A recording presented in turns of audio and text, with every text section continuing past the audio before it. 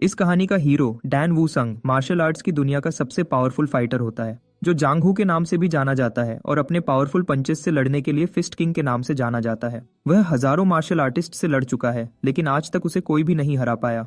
एक दिन demonic faction के एक ग्रुप उस पर चुपके से हमला कर देता है। डैन वूसंग उस ग्रुप के काफी लोगों को मार देता है, लेकिन 2 लोग बच जाते हैं। ये 2 लोग काफी पावरफुल होते हैं और इतने जालिम होते हैं कि अपना रास्ता साफ करने के लिए अपने ही साथियों को मार देते हैं। वूसंग ये देखकर समझ जाता है कि ये दोनों बहुत जालिम हैं। वूसंग उनमें से एक की तरफ तेजी से दौड़ता है और कहता है कि वह इसे 10 स्ट्राइक्स में खत्म करेगा, लेकिन उसका हर अटैक उसके वाइटल पॉइंट्स पर लगने के बजाय मिस हो जाता है, क्योंकि उसका दूसरा साथी वूसंग की बॉडी को पतली स्ट्रिंग्स से कंट्रोल करने की कोशिश कर रहा होता है। जैसे ही वूसंग 9th अटैक करता है, उसका ओपोनेंट अपनी स्ट्रिंग्स से वूसंग को टाइटली पकड़ लेता है, जिससे वूसंग अचानक रुक जाता है और तभी उसका दूसरा ओपोनेंट उसके सीने में सोर्ड से छेद कर देता है। लेकिन मरने से पहले वूसंग अपने दुश्मन को 10वां पंच मारता है और इसी के साथ ही वूसंग की जिंदगी खत्म हो जाती है, जो अपनी मौत से पहले अपने दुश्मन को एक और बार मारना चाहता था। मरने के बाद अचानक वह युनहुआ फैमिली के सेफ हाउस में ली जिन्योन के रूप में जाग जाता है, जो युनहुआ मर्चेंट ग्रुप का सबसे बड़ा बेटा है। जब वह जागता है तो जल्दी से वह अपनी बॉडी को चेक करता है और अपनी बॉडी को बिना किसी चोट के देखकर हैरान हो जाता है।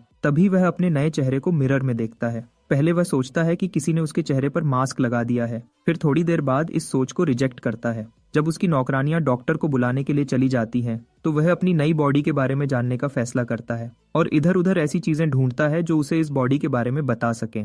जब वह चलता है तो उसे फील होता है कि ये बॉडी काफी वीक है, क्योंकि सिर्फ चलने के लिए भी बहुत मेहनत करनी पड़ रही है। आखिर में उसे एक डायरी मिलती है जिसका टाइटल युनहुआ मर्चेंट ग्रुप होता है। ये फैमिली युनहुआ माउंटेन में एक बड़ा और फेमस मर्चेंट ग्रुप है। डायरी चेक करने के बाद उसे समझ आ जाता है कि वह ली जिन्योन की बॉडी में है, जो युनहुआ फैमिली का सबसे बड़ा बेटा है। वैसे तो वह इस फैमिली का बड़ा बेटा है, लेकिन ऐसा लगता है जैसे ली जिन्योन कोई आवारा लड़का है, क्योंकि वहाँ काफी सारे लेटर्स मिलते हैं जो ली जिन्योन ने लड़कियों के बारे में लिखे हैं। थोड़ी देर इंस्पेक्शन करने के बाद उसे कंफर्म हो जाता है कि शायद वह ली जिन्योन के रूप में रीइंकारनेट हुआ है। उसी समय उसका डॉक्टर गोंगसन एक चालाक लोमड़ी जैसी स्माइल के साथ अंदर आता है और चुपके से उसकी कंडीशन चेक करने की कोशिश करता है, लेकिन ली अचानक अपना हाथ हटाता है और डॉक्टर को भरोसा दिलाता है कि वह बिल्कुल ठीक है। फिर ये सांप जैसा डॉक्टर उसे ड्रैगन और फीनिक्स सूप का ऑफर देता है और कहता है कि यह एक टॉनिक है, लेकिन असल में यह सूप जिन्युअन जैसे बीमार इंसान के लिए जहर है। इसके जवाब देने के बजाय जिन्युअन चुपके से ये जानने की कोशिश करता है कि डैन वूसंग के मरने के बाद से कितना समय गुजर चुका है।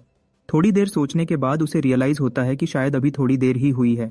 इसका मतलब है कि उसके दुश्मन अभी भी जिंदा हैं। इसके बाद वह उस डॉक्टर के बारे में सोचता है, लेकिन फिलहाल उसे अपने दुश्मनों पर बहुत ज्यादा गुस्सा है और वह हर हाल में उनसे बदला लेना चाहता है। वह डिसाइड करता है कि अब जब उसे जिंदगी जीने का एक और चांस मिला है तो वह सबको मार डालेगा।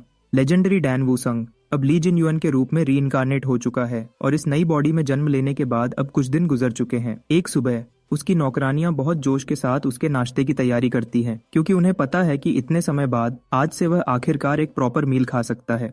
अब तक वह अपनी सेहत ठीक करने के लिए सिर्फ पॉरेज ही खा रहा था। एक नौकरानी दूसरों को जल्दी करने के लिए कहती है, क्योंकि जिन्युअन अपनी मॉर्निंग वॉक से कभी भी वापस आ सकता है। उसकी बात अधूरी रह जाती है जब दरवाजा खुलता है और जिन्युअन अंदर आता है। वह नाश्ते को चेक करता है और कहता है कि अब से वे नाश्ते को इतना ही सिंपल रखें जैसा आज बनाया है। फिर वह अपने कमरे की तरफ जाता है। एक नौकरानी उसके फिजिक को नोटिस करती है और उसकी बॉडी में सुधार देखकर उसके बारे में कमेंट करती है, और दूसरी नौकरानियां जल्दी से इस बात से अग्री कर लेती हैं। थोड़ी देर बाद जिन्युअन अपना नाश्ता शुरू करता है। तभी वह सांप जैसा डॉक्टर गोंगसन आता है और उसका मूड खराब कर देता है। जिन्युअन गुस्से में उसे अंदर आने देता है और गोंगसन तुरंत उसका रूड बिहेवियर देख लेता है, फिर भी एक स्माइल के साथ उसे ग्रीट करता है। जिन्युअन उसे शक की नजर से देखता है, क्योंकि उसे पता है कि यह आदमी हमेशा कोई न कोई प्रॉब्लम लेकर आता है, खासकर जब वह रोने वाली शक्ल दिखाता है। जिन्युअन के होठों पर एक हल्की सी स्माइल आ जाती है जब वह सोचता है कि वह इस डॉक्टर से सच्चाई उगलवाएगा और उसका जुर्म कबूल करवाएगा। ऐसा करने के लिए वह डॉक्टर से पूछता है कि वह वहां क्यों आया है। इस पर गोंगसन अपना रोज का ड्रामा शुरू करता है और कहता है कि वह अकेलापन बर्दाश्त नहीं कर सकता, इसलिए जिन्युअन से मिलने आया है। फिर वह चुपके से कमेंट करता है कि जिन्युअन का रंग रूप पहले से काफी अलग लग रहा है और कहता है कि जिन्युअन की कंडीशन और ज्यादा खराब हो रही है, उसमें कोई भी इम्प्रूवमेंट नहीं आया। ये बात जिन्युअन का ध्यान खींचती है और वह कहता है कि गोंगसन ये सब इसलिए कह रहा है ताकि वह उसे किसी तरह वह जहरीला ड्रैगन और फीनिक्स सूप पिला सके। गोंगसन को यह उम्मीद नहीं थी कि उसे सूप के बारे में कुछ पता होगा, इसलिए वह जल्दी से समझाता है कि ड्रैगन और फीनिक्स सूप सिर्फ एक हीलिंग टॉनिक है। जिनयुन आराम से कहता है कि यह जहरीला है। गोंगसन उसे याद दिलाता है कि वह उसका डॉक्टर है, लेकिन साथ ही रियलाइज करता है कि अब वह पकड़ा जाने वाला है और उसका राजफाश होने वाला है। गोंगसन तुरंत ड्रामा करने लगता है और कहता है कि चूंकि जिनयुन को उसकी जरूरत नहीं, तो इसलिए बेहतर है कि वह चले जाए। लेकिन अभी वह जाने ही वाला होता है कि जिनयुन की आवाज उसे रोक लेती है। एक इविल विलेन की तरह जिनयुन पूछता है कि क्या गोंगसन यहाँ का मालिक है, क्योंकि वह ली जिनयुन के कमरे में ऐसे आता जाता रहता है जैसे वह यहाँ का ओनर हो। यह सुनकर गोंगसन एकदम डर जाता है उसकी शक्ल देखकर। जिनयुन हंस देता है और कहता है कि वह सिर्फ मजाक कर रहा था, और गोंगसन नर्वसली हंसने लगता है। फिर जिनयुन उसे ऑर्डर देता है कि वह लिखने के लिए पेपर और बाकी चीजें लेकर आए, और कहता है कि वह एक लेटर लिखना चाहता है। गोंगसन सारा सामान ले आता है। फिर जिनयुन उसे कहता है कि वह खुद लेटर लिखे। वह डिक्टेट करता है कि गोंगसन को इस विला में थोड़ा और समय तक रहना होगा, क्योंकि उसे एक अजीब सी बीमारी हो गई है। उसके अगले शब्द गोंगसन को हैरान कर देते हैं जब वह कहता है कि उसकी जिंदगी बहुत लंबी है, इसलिए गोंगसन को अपने मास्टर से प्लान को चेंज करने के लिए ओपिनियन चाहिए।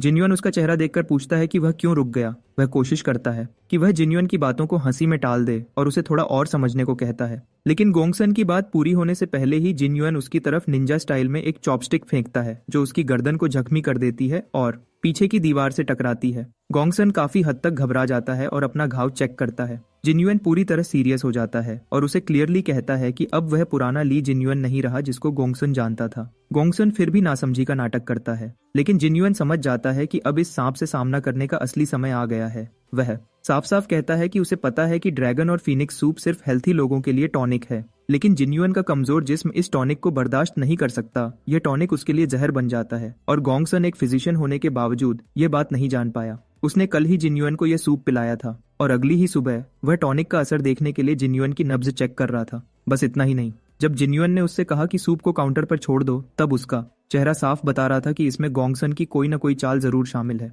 जिनयुन कहता है कि उसे यकीन है कि गोंगसन जैसा शख्स अकेले यह सब नहीं कर सकता, इसलिए वह उससे अपने मास्टर का नाम चिट्ठी पर लिखने को कहता है। गोंगसन पहले थोड़ी ड्रामेबाजी करता है और पूछता है कि जिनयुन उस जैसे मासूम इंसान पर कैसे शक कर सकता है। फिर वह एक गहरी ठंडी सांस लेता है और साथ ही अच्छा बनने का नाटक छोड़कर अपना असली रूप दिखा देता है। वह उसका मजाक उड़ाते हुए कहता है कि उसे नहीं पता था कि जिनयुन जैसा बुद्धू भी इतना दिमाग लगा सकता है। जिनयुन समझ जाता है कि अब उसके पास कोई बहाना नहीं बचा।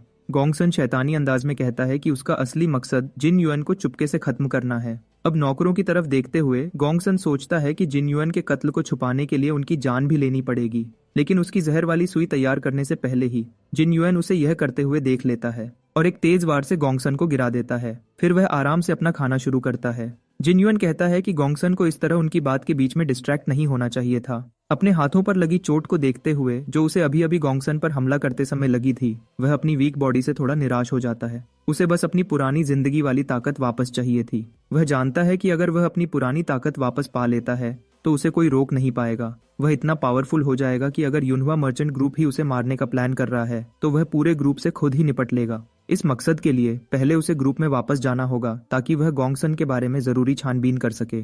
अगली ही पल में वह लड़खड़ाकर बैठ जाता है, क्योंकि उसका सर अचानक तेज दर्द की वजह से चक्कर जाता है। उसे गोंगसन याद आता है, और फिर इस जिस्म की यादें, ली जिनयुन के जिस्म की सारी यादें एक साथ उसके दिमाग में दौड़ने लगती हैं। जब यह यादों का तूफान थमता है तो जिनयुन की असली कहानी जानकर उसकी आंख से आंसू निकल पड़ता है। वह अपने दो छोटे भाइयों के मुकाबले में बिल्कुल एवरेज था, जो काफी स्मार्ट और टैलेंटेड थे। अपनी इस साधारण सी जिंदगी से निकलने के लिए उसने वह किया जो कोई भी समझदार इंसान हरगिज न करता। उसने अपना पैसा ड्रग्स जैसे गंदे कामों और अपनी ख्वाहिशों पर खर्च करना शुरू कर दिया। इस वजह से वह गंभीर बीमार पड़ गया, और जब तक उसे अपनी गलती का एहसास हुआ तब तक इन चीजों से निकलना मुश्किल हो चुका था। उसे ठीक करने के बहाने इस विला में भेजा गया, जो एक तरह से उससे जान छुड़ाना ही था, और उसके परिवार वालों को अपने इस नकारा बड़े बेटे के यहाँ दिन गुजारने की कोई परवाह नहीं थी। अब जिनयुन के जिस्म में रहते हुए वूसुंग ने फैसला किया कि वह अपनी मार्शल आर्ट्स ट्रेनिंग दोबारा शुरू करेगा, जो उसने इसलिए रोक रखी थी क्योंकि उसके पास जिनयुन की यादें नहीं थीं।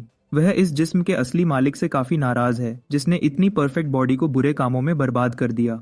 वह अपनी पास्ट लाइफ की नॉलेज का यूज करके इस जिस्म को पावरफुल बनाने के लिए कुछ खास मेडिसिन लेने का सोचता है। जब वह विला के अंदर कदम रखता है, उसकी नजर वहां पड़े पैसों पर पड़ती है, और वह यह जानकर चैन की सांस लेता है कि उसे पैसों का कोई मसला नहीं है। इसका मतलब ये है कि वह अपनी जरूरत की रेयर मेडिसिन आसानी से खरीद सकता है। फिर उसकी नजर गोंगसन पर पड़ती है, जो उसके पावरफुल पंच की वजह से एक लाश बन चुका होता है। वह उसे दफनाने का फैसला करता है। इस दिन से 1 साल एक चुटकी में बीत जाता है। एक दिन मो किन सियोप, जो युनहुआ मर्चेंट ग्रुप के गार्ड स्क्वाड का मेंबर है, जिनयुन के लिए एक लेटर लेकर आता है। वह एक मेड से जिन्युअन के बारे में पूछता है और वह मेड उस जगह की तरफ इशारा करती है जहां जिन्युअन मेडिटेट कर रहा है। जैसे ही मॉक की नजर जिन्युअन की बॉडी पर पड़ती है, उसकी आंखें हैरत से खुली रह जाती हैं क्योंकि उसे यकीन नहीं होता कि वह सचमुच जिन्युअन को ही देख रहा है। इस एक साल में हमारा शानदार जिन्युअन हर पल का यूज करके अपने जिस्म को मजबूत और शक्तिशाली करता रहा। उसका एनर्जी कोर अब पहले जैसा हो चुका है और उसने सर्वाइवल के लिए जरूरी सब मार्शल आर्ट्स अच्छे से सीख लिए हैं, जैसे mobility art, enlightened body art और तेज रफ्तारी।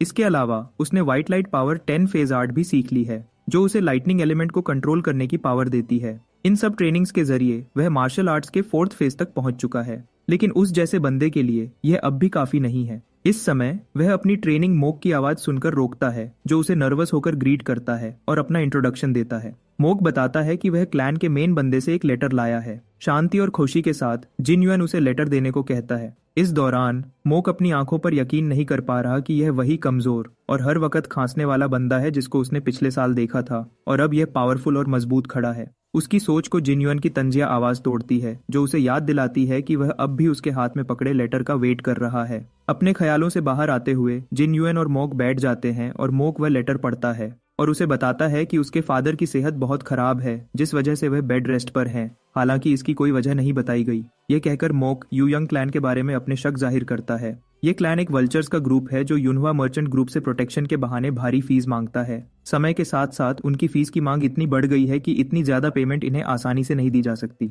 जिन्युअन पूछता है कि क्या यूयंग क्लैन सचमुच इतने काबिल हैं कि उन्हें इतनी बड़ी पेमेंट दी जाए। यह बात मोक को बहुत गुस्सा दिलाती है। वह ग्रुप पर अपनी फ्रस्ट्रेशन निकालते हुए बोलता है कि उन्होंने ऐसा कुछ भी नहीं किया जिसकी वजह से उन्हें इतनी बड़ी अमाउंट दी जाए। वह एक पुरानी घटना याद करता है जब युनवा ग्रुप का सामना लिटिल डेटी सेक्ट से हुआ था, जिसने उनके ट्रेड पर जरूरत से ज्यादा टैक्स लगाने की कोशिश की थी।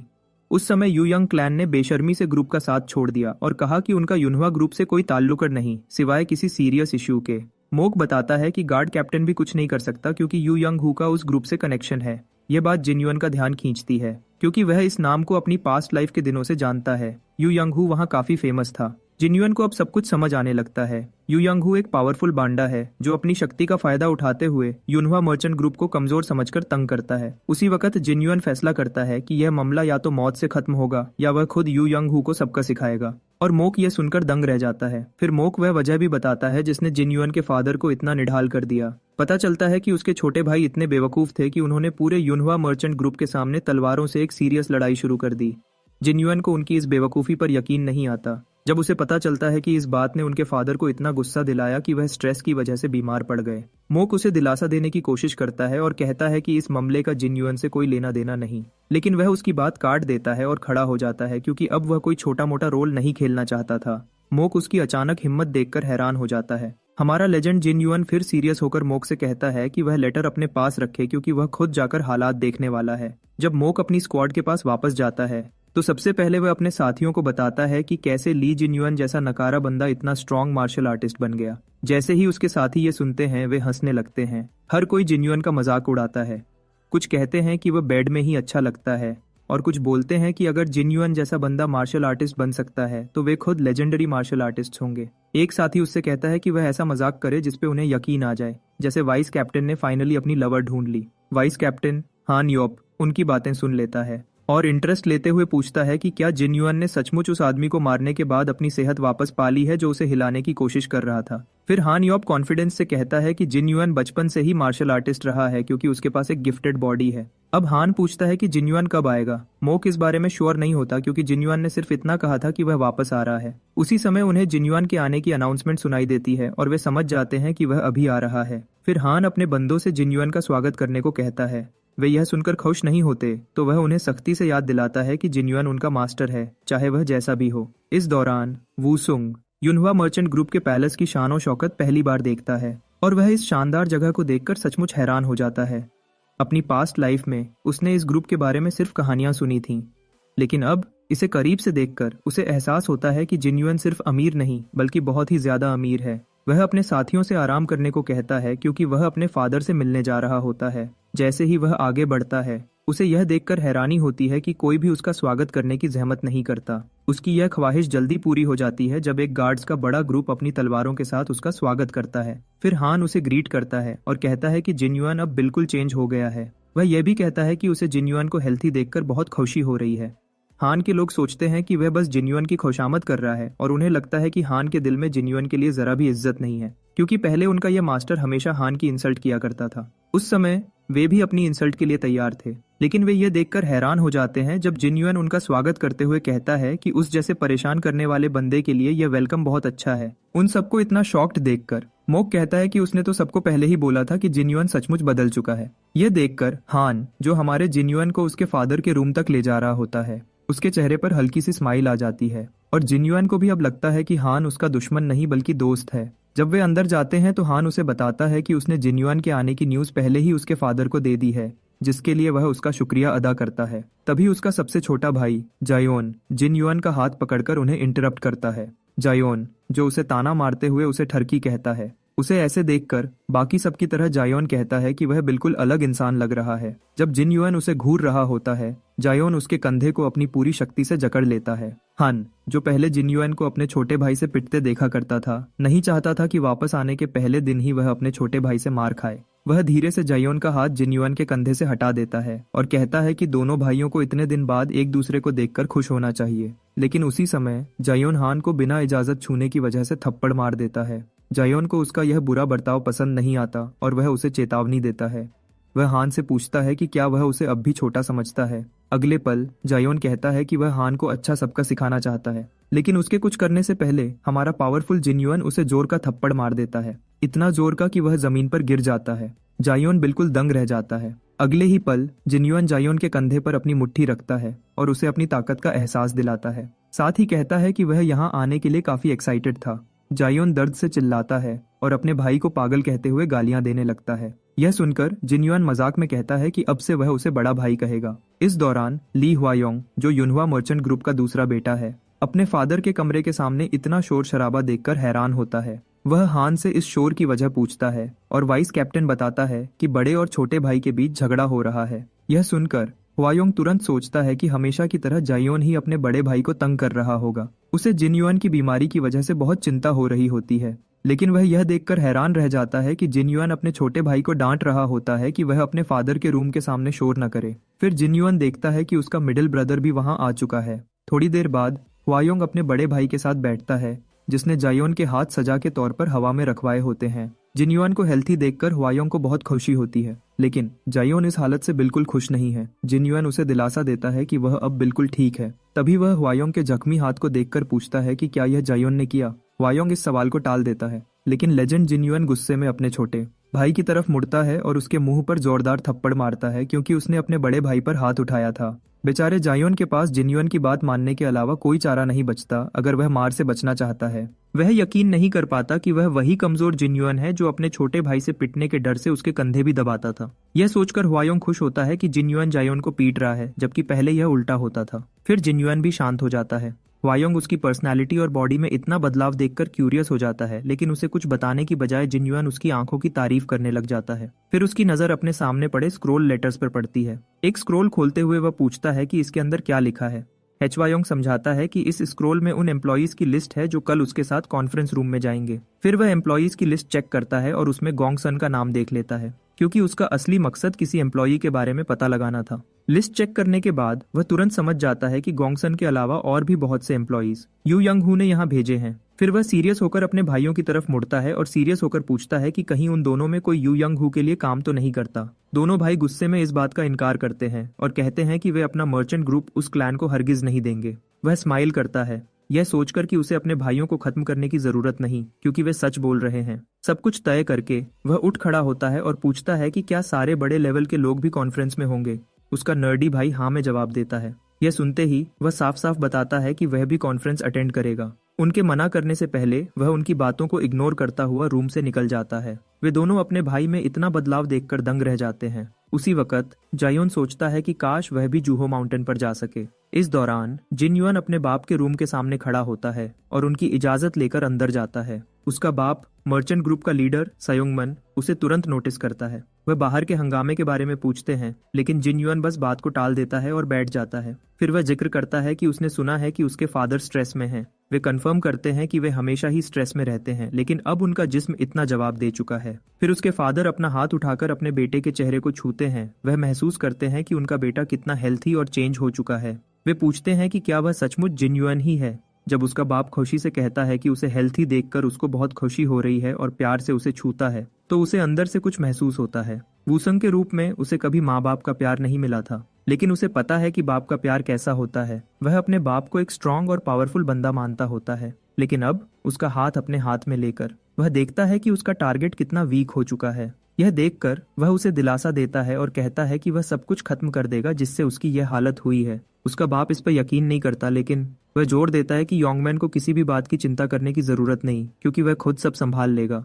उसके इतने स्ट्रॉन्ग एक्सप्रेशंस देखकर उसके बाप का भी पसीना छूट जाता है। अगले दिन सब लोग यूनहवा मर्चेंट ग्रुप के कॉन्फ्रेंस रूम में जमा होते हैं, जहां हवायोंग सबको गाइड कर रहा है। यू यंग हू भी वहां मौजूद है। उसके अंदर काम करने वाले लोग जो उसके बारे में सोच रहे होते हैं तुरंत जिन युआन की मौजूदगी नोटिस कर लेते हैं। यू यंग हू सोचता है कि जिन युआन यहाँ अपनी पोजीशन पक्की करने आया है। इस दौरान हवायोंग अपनी बात खत्म करके पूछता है कि क्या इस बात से किसी को ऐतराज तो नहीं। आगे बढ़ने से पहले यू यंग हू हाथ उठाता है और कहता है कि उसकी एक डिमांड है। वह जिन युआन के गार्ड के तौर पर अपने आदमी को सजेस्ट करता है, क्योंकि जिन युआन के पास फिलहाल कोई गार्ड नहीं होता। इस बात से यूनहवा मर्चेंट ग्रुप में हंगामा मच जाता है, क्योंकि यू यंग हू पहले ही वहां अपने बहुत से आदमी भेज चुका होता है। लेकिन जो बंदा यू यंग हू के खिलाफ बोलने की कोशिश करता है, यू यंग हू उसे डराकर चुप करवा देता है। फिर यू यंग हू पूछता है कि क्या किसी को उसकी सजेशन से कोई ऐतराज है। सब न चाहते हुए भी चुप रहते हैं, क्योंकि यू यंग हू का डर उन्हें कुछ बोलने ही नहीं देता। जब वह आगे बढ़ने वाला होता है तो फियरलेस जिन युआन हाथ उठाता है और कहता है कि उसे यू यंग हू से ऐतराज है। फिर वह सीरियस होकर अपनी सजेशन देता है कि स्क्वाड गार्ड लीडर यू यंग हू को फायर कर दिया जाए। यूनहवा मर्चेंट ग्रुप के लोग यह सुनकर शॉक्ड हो जाते हैं, जबकि यू यंग क्लैन के लोग जिन युआन की बात सुनकर हंसने लगते हैं, क्योंकि यू यंग हू को मर्चेंट ग्रुप की सिक्योरिटी के लिए बहुत जरूरी समझा जाता है, जो कि इस समय जबरदस्त गुस्से में है। वह जिन युआन को बताता है कि वह इतने दिन बेड पर बीमार पड़ा रहा है कि उसे पता ही नहीं कि उसके पास यू यंग हू को फायर करने का कोई हक नहीं है। अगले ही पल जिन युआन वह करता है जो किसी ने सोचा तक नहीं था। वह जमीन पर इतना जोर का पंच मारता है कि पूरी बिल्डिंग ऑलमोस्ट हिल जाती है। फिर सीरियस होकर वह इस आस्तीन के सांप को याद दिलाता है कि यू यंग के इतना बड़ा होने के बावजूद वह भूल रहा है कि जिन युआन ही यूनहवा मर्चेंट ग्रुप का असली मास्टर है। थोड़ी देर पहले उसने हवायोंग को अपना प्लान बताया था कि वह यू यंग हू को फायर करने वाला है, लेकिन हवायोंग को यह आइडिया अच्छा नहीं लगा, क्योंकि यू यंग क्लैन उनसे ज्यादा पावरफुल है। सीधा जवाब देने के बजाय वो कहता है कि जब कोई जोंगहू के मार्शल आर्टिस्ट को अंडर एस्टिमेट करता है तो उन्हें उनकी इस हरकत की वजह से जिंदा निगल लिया जाता है। फिर वह बताता है कि आसपास यू यंग के इतने एम्प्लॉइज को देखकर लगता है कि वे यूनहवा ग्रुप पर पूरी तरह कब्जा जमाना चाहते हैं। ये बात उसका बेवकूफ भाई समझ जाता है और उसे उसकी बात का मतलब अच्छी तरह पता चल जाता है। फिर जिन युआन उसे कहता है कि उसे चिंता करने की जरूरत नहीं, क्योंकि वह सब संभाल लेगा। अब अपने बड़े भाई जिन युआन को देखकर वह नर्वस स्माइल करता है और समझ जाता है कि उसका बड़ा भाई ये सब कैसे हैंडल करने वाला है। अब उस कॉन्फ्रेंस में जिन युआन की बात सुनकर यू यंग क्लैन के लोग तुरंत सोर्ड्स निकाल लेते हैं और धमकी देते हुए पूछते हैं कि वह अपनी बात अच्छी तरह समझाए। हन उनकी इस गुस्ताखी पर गुस्सा हो जाता है कि उन्होंने अपने मास्टर के खिलाफ तलवार उठाई। वह जिन युआन को प्रोटेक्ट करने के लिए उसके आगे खड़ा हो जाता है, लेकिन हमारा जिन युआन डरे बिना कहता है कि यह कितनी बड़ी गुस्ताखी है कि यू यंग क्लैन अपने ही पार्टनर के खिलाफ तलवार उठा रहा है। वह एक डार्क टोन में उन्हें धमकाता है और कहता है कि वे जरूर उसके हाथों मरना चाहते हैं। फिर भरत भी अचानक बात का रुख बदल देता है और कहता है कि वह यू यंग हू को उसका मुआवजा जरूर देगा, क्योंकि उसे उसके लिए बुरा लग रहा है। यू यंग हू यह सुनकर कंफ्यूज हो जाता है। जिन युआन कहता है कि उन्होंने यू यंग हू के परफेक्ट रिटायरमेंट प्लान को बर्बाद कर दिया है। फिर वह यू यंग हू का असली प्लान डिटेल में बताना शुरू करता है। पहले वह जिन युआन को गोंगसन के जरिए खत्म करेगा। फिर जब उसने जिन युआन के दूसरे दो भाइयों को आपस में लड़वाया, यू यंग के लिए यह बहुत बड़ा फायदा था कि उनके फादर इस झगड़े की वजह से बीमार पड़ गए। आखिर में यू यंग को बस एक भाई को अपनी बातों में उलझाना था और उसे अपनी कठपुतली बनाकर यूनहवा मर्चेंट ग्रुप पर पूरा कब्जा करना था। यह सब सुन के यू यंग हंसने लगता है, कहता है कि जिन युआन बस खुद से ही कहानियां बना रहा है। लेकिन वह सीरियस होकर बोलता है कि यू यंग का प्लान तभी से टूटना शुरू हो गया था जब उसने खुद यू यंग के पर्सनल असैसिन गोंगसन को मार दिया। यू यंग ये सुन के शॉक में आ जाता है। वह यकीन नहीं कर पाता कि गोंगसन मर चुका है। हमारा हीरो बोलता है कि उसने उस बेचारे असैसिन को एक ही वार में मार दिया, उसे मरने में ज्यादा तकलीफ नहीं हुई। फिर वह तंज मारते हुए बोलता है कि यू यंग हू को अगर यूनहवा मर्चेंट ग्रुप पर कंट्रोल चाहिए तो उसे प्लान बनाने में थोड़ी और मेहनत करनी पड़ेगी।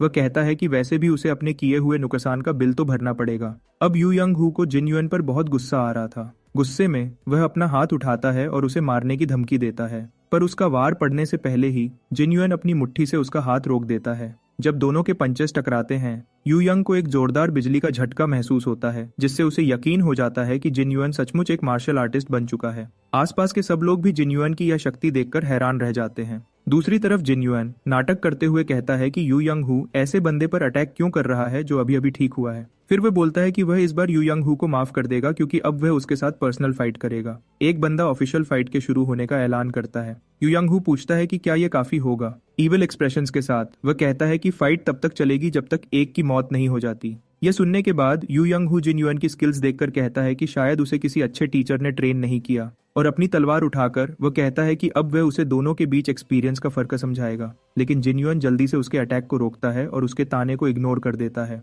नीचे झुककर वह यू यंग हू के पेट में जोरदार पंच मारता है और कहता है कि उसके पास यू यंग हू से 100 साल ज्यादा एक्सपीरियंस है। यू यंग हू खून की खांसी करता है और जिन युआन की असली स्किल का अंदाजा उसे अब होता है। उसी समय जिन युआन अपनी एनलाइटेंड मोबिलिटी आर्ट चलाता है और यू यंग को कहता है कि अब वह उसे असली एक्सपीरियंस का फर्क दिखाएगा, अब बिजली तेजी से चलते हुए। वह यू यंग पर एक खतरनाक वार करता है जो अपनी तलवार से उसे रोक लेता है। दोनों बार बार टकराते हैं। यू यंग हू अपनी तलवार से वार करता है, जिन युआन सिर्फ अपने हाथों को ही यूज करता है, लेकिन हर वार जो हमारा जिन युआन करता है यू यंग की तलवार से ब्लॉक हो जाता है। फाइट के दौरान Yu young Hu Jin Yuan की टेक्निक से पूरी तरह कंफ्यूज है, क्योंकि यह किसी नए बंदे की तरह तो बिल्कुल नहीं लड़ रहा। उसकी स्किल्स एक प्रोफेशनल मार्शल आर्टिस्ट जैसी हैं। लेकिन इसके बावजूद यू यंग हू पक्का इरादा करता है कि वह जिन युआन को खत्म कर देगा। उसके इस कॉन्फिडेंस को देखकर उसके सबऑर्डिनेट्स खुश होते हैं, सोचते हैं कि उनका कैप्टन अब फाइनली फाइट जीतने वाला है। इसके साथ यू यंग अपनी 3 फॉर्म सोर्ड आर्ट को एक्टिवेट करता है। जिन युआन उसके वार से बचने के लिए तुरंत अपना सिर नीचे कर लेता है और अपनी रैपिड स्ट्राइक एक्टिवेट करता है।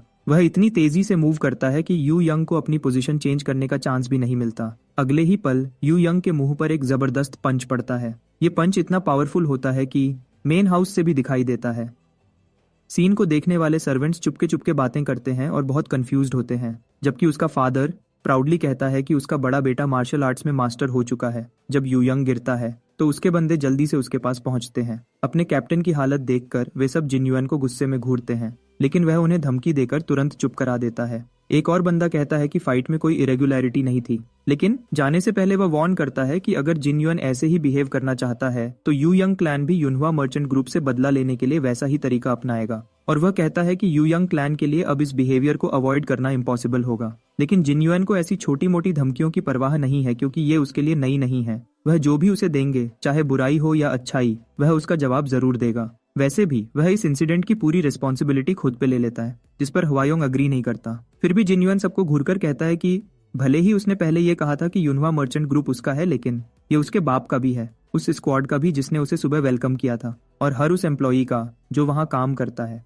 इसलिए वह किसी को भी अपने मर्चेंट ग्रुप के साथ ज्यादती नहीं करने देगा। इसके साथ वह उन्हें जाने का ऑर्डर देता है, कहता है कि वैसे भी वह उन्हें फायर करने वाला था। सब लोग उसकी स्पीच सुनकर इमोशनल हो जाते हैं, सिवाय यू यंग क्लैन के, जो ना खुश होकर साथ जाते हैं और उसे फ्यूचर में अपने क्लैन से डील करने के लिए गुड लक कहते हैं। जब वे चले जाते हैं तो एक एम्प्लॉई चीयर करने वाला होता है, लेकिन दूसरा उसे जल्दी से रोक देता है और याद दिलाता है कि जिन युआन ने एक प्राइवेट फाइट जीता है। एक और गार्ड कहता है कि वे सेलिब्रेट नहीं कर सकते, आखिर वे गार्ड स्क्वाड हैं, लेकिन अपनी ड्यूटी करने के बजाय वे पूरा समय खड़े सिर्फ देख ही रहे थे। इस सब हंगामे की परवाह न करते हुए जिन युआन हुआयोंग की तरफ मुड़ता है और उसको कहता है कि जिन युआन के लिए एक एलिक्सर लाए, क्योंकि उसने इस मैटर की रिस्पॉन्सिबिलिटी अपने ऊपर ली है, तो वह इतना तो डिजर्व करता ही है। हुआयोंग स्माइल करता है और अपने भाई को यकीन दिलाता है कि वह बेस्ट एलिक्सर लाएगा, और कहता है कि अब से वह काफी बिजी होने वाला है, क्योंकि उसे अब न सिर्फ एलिक्सर्स खरीदने हैं बल्कि नए गार्ड्स भी हायर करने हैं। इस पर जिन युआन बोलता है कि उसके दिमाग में पहले से ही कुछ लोग हैं जो यह जॉब कर सकते हैं। इसी दौरान एक प्राइवेट रूम में म्योंगहो को जिन युआन की हरकतों की खबर मिलती है। उसके बंदे कंफर्म करते हैं कि यह खबर बिल्कुल सच है। असल में हमारा इंटेलिजेंट जिन युआन इस बारे में कुछ दिन पहले ही सोच चुका था। जिस दिन उसने युनहुआ मर्चेंट ग्रुप में कदम रखा, वह एम्प्लॉइज के पैटर्न्स को अच्छी तरह जांच रहा था। अपने पहले दिन ही वह चलते चलते अचानक रुक जाता है और हान से पूछता है कि उसने खाना खाया या नहीं। हान, जो उससे ऐसा अनएक्सपेक्टेड सवाल सुनकर शॉक हो जाता है, बोलता है कि नहीं, उसे काम की वजह से सुबह से खाना खाने का समय नहीं मिला। जिन युआन फिर दूसरी तरफ देखता है, जहां कुछ यू यंग क्लैन के मेंबर्स फिजूल बातों में अपना टाइम वेस्ट कर रहे हैं। उसी वक्त उसे ग्रुप का डायनामिक समझ आ जाता है। लॉयल युनहुआ मर्चेंट ग्रुप के एम्प्लॉइज इतनी मेहनत करते हैं कि उनके पास खाने तक का समय नहीं है, जबकि यू यंग क्लैन के लोग आराम से बैठे बैठे पैसे कमाते हैं। वे काम के समय थोड़ा सा काम भी नहीं करते। हान उसे दोबारा बुलाता है, लेकिन जवाब देने के बजाय जिन युआन का दिमाग सोल्यूशन ढूंढने में लग जाता है। अगर वह यू यंग के मेंबर्स को एकदम से फायर कर देता है तो ग्रुप के पास सिक्योरिटी नहीं बचेगी, क्योंकि उनकी जगह भरने के लिए तुरंत और लोग चाहिए होंगे। थोड़ा सोचने के बाद उसे याद आ जाता है कि ऐसे निकम्मे एम्प्लॉयज उसे कहाँ मिलेंगे। इसके लिए वह एक पुराने गैम्बलिंग हाउस की तरफ जाता है। उस जगह को देखकर ऐसा लगता है जैसे वहां सिर्फ क्रिमिनल्स ही आते जाते होंगे। जैसे ही वह अंदर कदम रखता है, बहुत से लोगों की नजर उस पर पड़ती है। कुछ लोग उसे देखकर उसके बारे में बातें करते हैं, उसे बेवकूफ बोलते हैं और इतने समय बाद उसे देखकर हैरान होते हैं। कुछ तो यह भी सोच चुके होते हैं कि वह सालों से मर चुका है। वे लोग सोचते हैं कि शायद वह फिर से जुआ खेलने आया है और उसे अपनी दौलत हारते हुए देखने के लिए एक्साइटेड होते हैं। जब वह मेन हॉल में एंटर करता है, वहां का गार्ड उसे एक्साइटमेंट से हेलो बोलता है, यह सोचकर कि वह बड़ा पैसा खर्च करने वाला है। लेकिन अब वह पुराना वाला जिन्युअन नहीं होता जिसे वे जानते थे।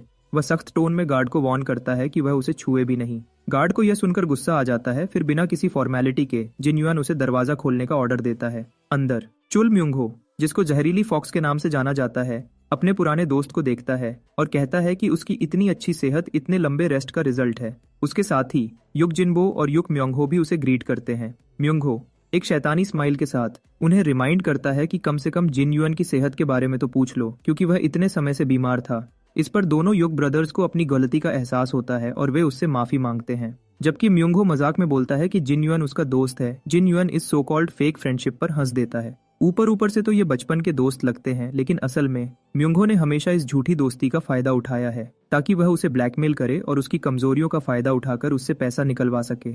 एक सीरियस एक्सप्रेशन के साथ वह सोचता है कि नई जनरेशन ने भी दोस्ती को किस तरह का रंग दे दिया है, जिन्युअन के असली ख्यालों से अनजान। म्योंगहो एक्साइटेडली उसे गैम्बलिंग का बोलता है, क्योंकि उन्हें साथ में खेले हुए काफी समय हो गया है। असल में म्योंगहो को उससे ढेर सारा पैसा लूटने की जल्दी है, यह यकीन करके कि उसके अलावा कोई और इतना बेवकूफ नहीं होगा जो उसके जाल में फंसे।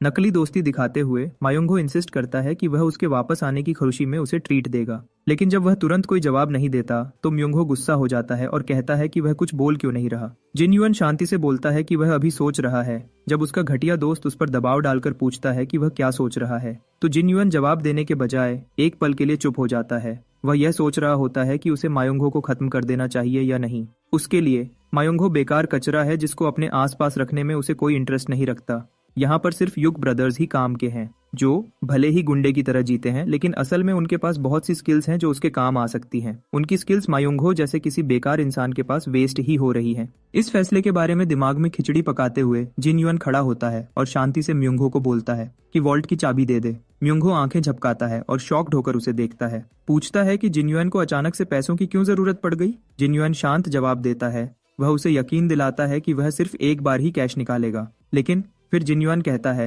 म्योंगहो ने उसके जो हजारों येन इस गैम्बलिंग में जबरदस्ती इन्वेस्ट करवाए, उसका इंटरेस्ट भी चाहिए, प्लस मेडिकल कॉम्पेंसेशन भी जब म्योंगहो ने उसे पिटवाया था। टोटल मिलाकर लगभग 100,000 येन बनता है और कहता है कि इतना काफी है। म्योंगहो जोर से हंस पड़ता है। वह उसका मजाक उड़ाता है और पूछता है कि क्या उसने कभी मैथ का एम भी सीखा है। बड़ी अकड़ के साथ वह कहता है कि वॉल्ट में सिर्फ वह पैसा नहीं है जो जिन्युअन मांग रहा है, उसमें सोना, चांदी और एक्सपेंसिव ज्वेलरी भी भरी पड़ी है। फिर भी वह कहता है कि क्या जिन्युअन को सचमुच ऐसा लगता है कि उसे यहाँ से कुछ मिलेगा। ज्यादा से ज्यादा अगर वह बहुत चाहता है तो कुछ पैसा उधार ले सकता है, लेकिन वॉल्ट की चाबी देना तो बहुत दूर की बात है। म्योंगहो का गुस्सा और भी बढ़ता है जब उसे याद आता है कि पहले कैसे जिन्युअन बीमार होने की शिकायत करता था और अब यहाँ बिल्कुल ठीक खड़ा है और वॉल्ट की चाबी मांग रहा है। जिन्युअन की बात को पूरी तरह इग्नोर करते हुए वह कोल्डली कहता है कि उसे जिन्युअन की अक्ल ठिकाने लगानी पड़ेगी और उसे याद दिलाता है कि वह किससे बात कर रहा है। जब जिन्युअन इस बार भी जवाब नहीं देता, म्योंगहो उसके बिल्कुल पास आता है। उनका चेहरा लगभग आपस में टकराने वाला होता है और पूछता है कि क्या वह उसके हाथों मरना चाहता है। फिर भी जिन्युअन कोई जवाब नहीं देता। आखिर में बातों से थककर म्योंगहो अपने चमचों को कहता है कि जिन्युअन का पीट पीट कर बुरा हाल कर दो। एक युग ब्रदर उसे पीछे से पकड़कर उसका सिर टेबल पर मारने ही वाला होता है, लेकिन जिन्युअन का चेहरा गुस्से से भर जाता है। उसे रियलाइज होता है कि अभी तक वह बहुत नरमी दिखा रहा था। अगले ही पल वह एक युग ब्रदर को उठाकर सीधा दीवार में पटक देता है। दूसरा भाई आगे बढ़ता है, लेकिन जिन्युअन साइड में हट जाता है और टेबल का सहारा लेते हुए एक ही जोरदार झटके में उसका पांव तोड़ देता है। वह भाई तुरंत गिर जाता है। जिन्युअन मुड़ के देखता है। वह यह देखकर शॉक्ड हो जाता है कि युग ब्रदर्स अपनी हड्डियां तुड़वाने के बावजूद उठ खड़े हुए हैं। उनकी आंखों में बिल्कुल भी खौफ नहीं होता। यह देखकर जिन्युअन को एक्चुअली एक्साइटमेंट होती है। अब वह उन्हें सबका सिखाने के लिए फुल ऑन तैयार हो जाता है। दोनों भाई एक साथ उस पर अटैक करते हैं, लेकिन कुछ ही सेकंड्स में जिन्युअन उनकी नजरों से गायब हो जाता है। आंख झपकने से पहले वह उनके पीछे होता है, तेजी से मूव करते हुए। वह दोनों के सिर पकड़ लेता है और दोनों का सिर एक दूसरे के साथ पटक देता है। वह उनकी ठंडी आवाज में याद दिलाता है कि वह दोबारा वार्निंग नहीं देगा। अब जब जिनयुन इन दोनों भाइयों से निपट लेता है तो बस एक डरपोक म्योंगहो बचता है, जो पूरे समय उनके पीछे ही छुप रहा था। जिनयुन अपने पुराने दोस्त की तरफ एक ईविल स्माइल के साथ मुड़ता है। म्योंगहो अपना डर छुपाने की कोशिश करते हुए फ्रेंडली टोन में जिनयुन से बात करता है। कहता है कि उसे अपने दोस्तों को मार्शल आर्ट्स सीखने के बारे में बताना चाहिए और साथ ही उसने एक हाथ अपने पीछे छुपा रखा होता है। जिनयुन उसे शक की नजर से देखता है, उसकी इस हरकत पर सवाल उठाता है, लेकिन अपने शांत अंदाज में ही जवाब देता है। जब जिनयुन उसकी तरफ कदम बढ़ाता है तो म्योंगहो का डर और बढ़ जाता है और वह चाकू दिखाकर चेतावनी देता है कि पास मत आना। वह अंदर अंदर अपने आप को समझाने की कोशिश कर रहा होता है कि डरने की कोई बात नहीं, आखिर यह तो बस जिनयुन ही है। हिम्मत जुटाकर म्योंगहो आगे बढ़ता है, सोचता है कि एक ही वार में जिनयुन को खत्म कर देगा। वह टेबल के पीछे से स्माइल करता है, सोचता है कि यह टेबल उसे बचा लेगा, लेकिन जिनयुन टेबल को एक ही वार में अलग कर देता है और अगले ही पल उसका एक मुक्का टेबल को टुकड़े टुकड़े कर देता है। म्योंगहो अपने होश खो देता है, जिसका सिर अब जिनयुन के हाथों में है। जिनयुन स्माइल करता है और शांति से कहता है कि इस बार उसका वार जीत गया। अगला पल जब जिनयुन उसे बिजली का झटका देता है तो म्योंगहो दर्द से चिल्ला उठता है। बाहर एक गार्ड बोलता है कि आज यहाँ कोई तो मरने वाला है। इस बिजली के झटके के बाद म्योंगहो जमीन पर गिर पड़ता है, पसीने में नहाया हुआ। जिनयुन बिना कोई परवाह किए उसे अपने आप को संभालने का कहता है। म्योंगहो मुश्किल से अपना सिर उठाता है, उसकी आंखों में अपनी बेइज्जती का गुस्सा भरा होता है। वह सोचता है कि जिनयुन ने अपने रिकवरी के दौरान ऐसा क्या किया होगा। उसके दिल में एक और ख्याल आता है कि क्या जिनयुन ने इस वक्त तक सिर्फ बदला लेने के लिए ट्रेनिंग की है। वह अपना बचाव करने की कोशिश करता है, सोचता है कि उसने जिनयुन के साथ इतना बुरा भी नहीं किया था, लेकिन अपने पुराने बर्ताव को याद करके उसे लगता है कि यही सही बदला है। जबरदस्ती एक नर्वस स्माइल के साथ म्योंगहो जिनयुन से कहता है कि उसे वॉल्ट की चाबी के अलावा जो भी मांगना है मांग ले। ये सुन के जिनयुन रुक जाता है, वह यही बात तो सुनना चाहता था। म्योंगहो जल्दी से उसे याद दिलाता है कि बुरा बर्ताव अपनी जगह, लेकिन वे बचपन के दोस्त हैं, और जिनयुन ना चाहते हुए भी इस बात से अग्री करता है। यह सुन के म्योंगहो का चेहरा चमक उठता है और वह तुरंत जिनयुन को गले लगा लेता है, जो कि इस समय काफी गुस्से में है, और उसे भरोसा दिलाता है कि अब से वह कोई मारपीट या तंग नहीं करेगा। जिनयुन इस पर भरोसा नहीं करता, वह उसे धक्का देकर अलग करता है और गुस्से में कहता है कि उसकी मीठी बातों से उसे उल्टी आ रही है। अपने गुस्से के बावजूद म्योंगहो बोलता जाता है, जिद करता है कि वे सिर्फ दोस्त नहीं बल्कि भाई हैं और अब से वह उसका बड़ा भाई है। वह तुरंत अपने चमचों की तरफ मुड़ता है और उन्हें अपने बड़े भाई को हेलो बोलने का हुक्म देता है। दोनों थोड़े शॉक्ड होते हैं, लेकिन बिना कोई सवाल किए उसकी बात मान लेते हैं। लेकिन अंदर से म्योंगहो मन ही मन हंसता है, सोचता है कि कैसे जिनयुन कभी उसका नौकर बन के जीता था और उसके पीछे कुत्ते की तरह चलता था, और सोचता है कि जैसे ही उसे मौका मिलेगा तो वह अपने गार्ड्स के साथ भाग जाएगा। उसे यकीन था कि बाद में वह किसी भी मसले को आसानी से संभाल लेगा। दूसरी तरफ जिनयुन सीधा युग ब्रदर्स से बात करता है और उन्हें बताता है कि जब वह किसी को भाई बोलता है तो वह रिश्ता जिंदगी भर निभाता है। यग ब्रदर्स म्योंगहो से इजाजत लेने के लिए उसकी तरफ देखते हैं और म्योंगहो उन्हें जिनयुन को सर्व करने की कसम खाने को कहता है, और यह भी कि वे अब से स्वॉन ब्रदर्स हैं।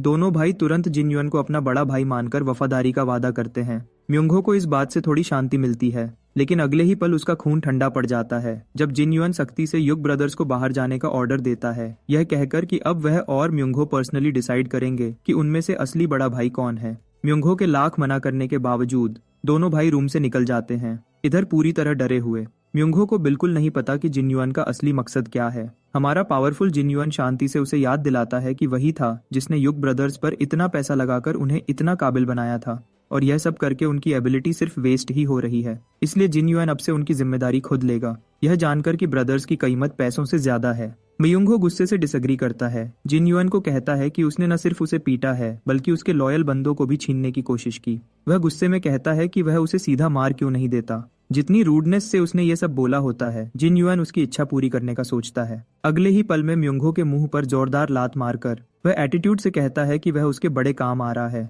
उसे पंचिंग बैग की तरह धोता है। अब म्योंगहो को फाइनली समझ आता है कि जिनयुन को उसे मारने में कोई मसला नहीं है। आखिर में म्योंगहो बदबदाता है कि वह उसे जो चाहिए दे देगा, लेकिन जिनयुन आराम से उसे कहता है कि यह बात थोड़ा ऊंचा बोले। हारा हुआ म्योंगहो आखिर में की देने को तैयार हो जाता है। जिनयुन स्माइल करता है और म्योंगहो से कहता है कि उसे ऐसा शो करना चाहिए जैसे वह अपनी जान की भीख मांग रहा है। म्योंगहो में अब भी इतना एटीट्यूड होता है कि वह जिनयुन की बात का मजाक उड़ाता है और पूछता है कि क्या उसका इतना रिस्पेक्टफुल होना काफी नहीं है।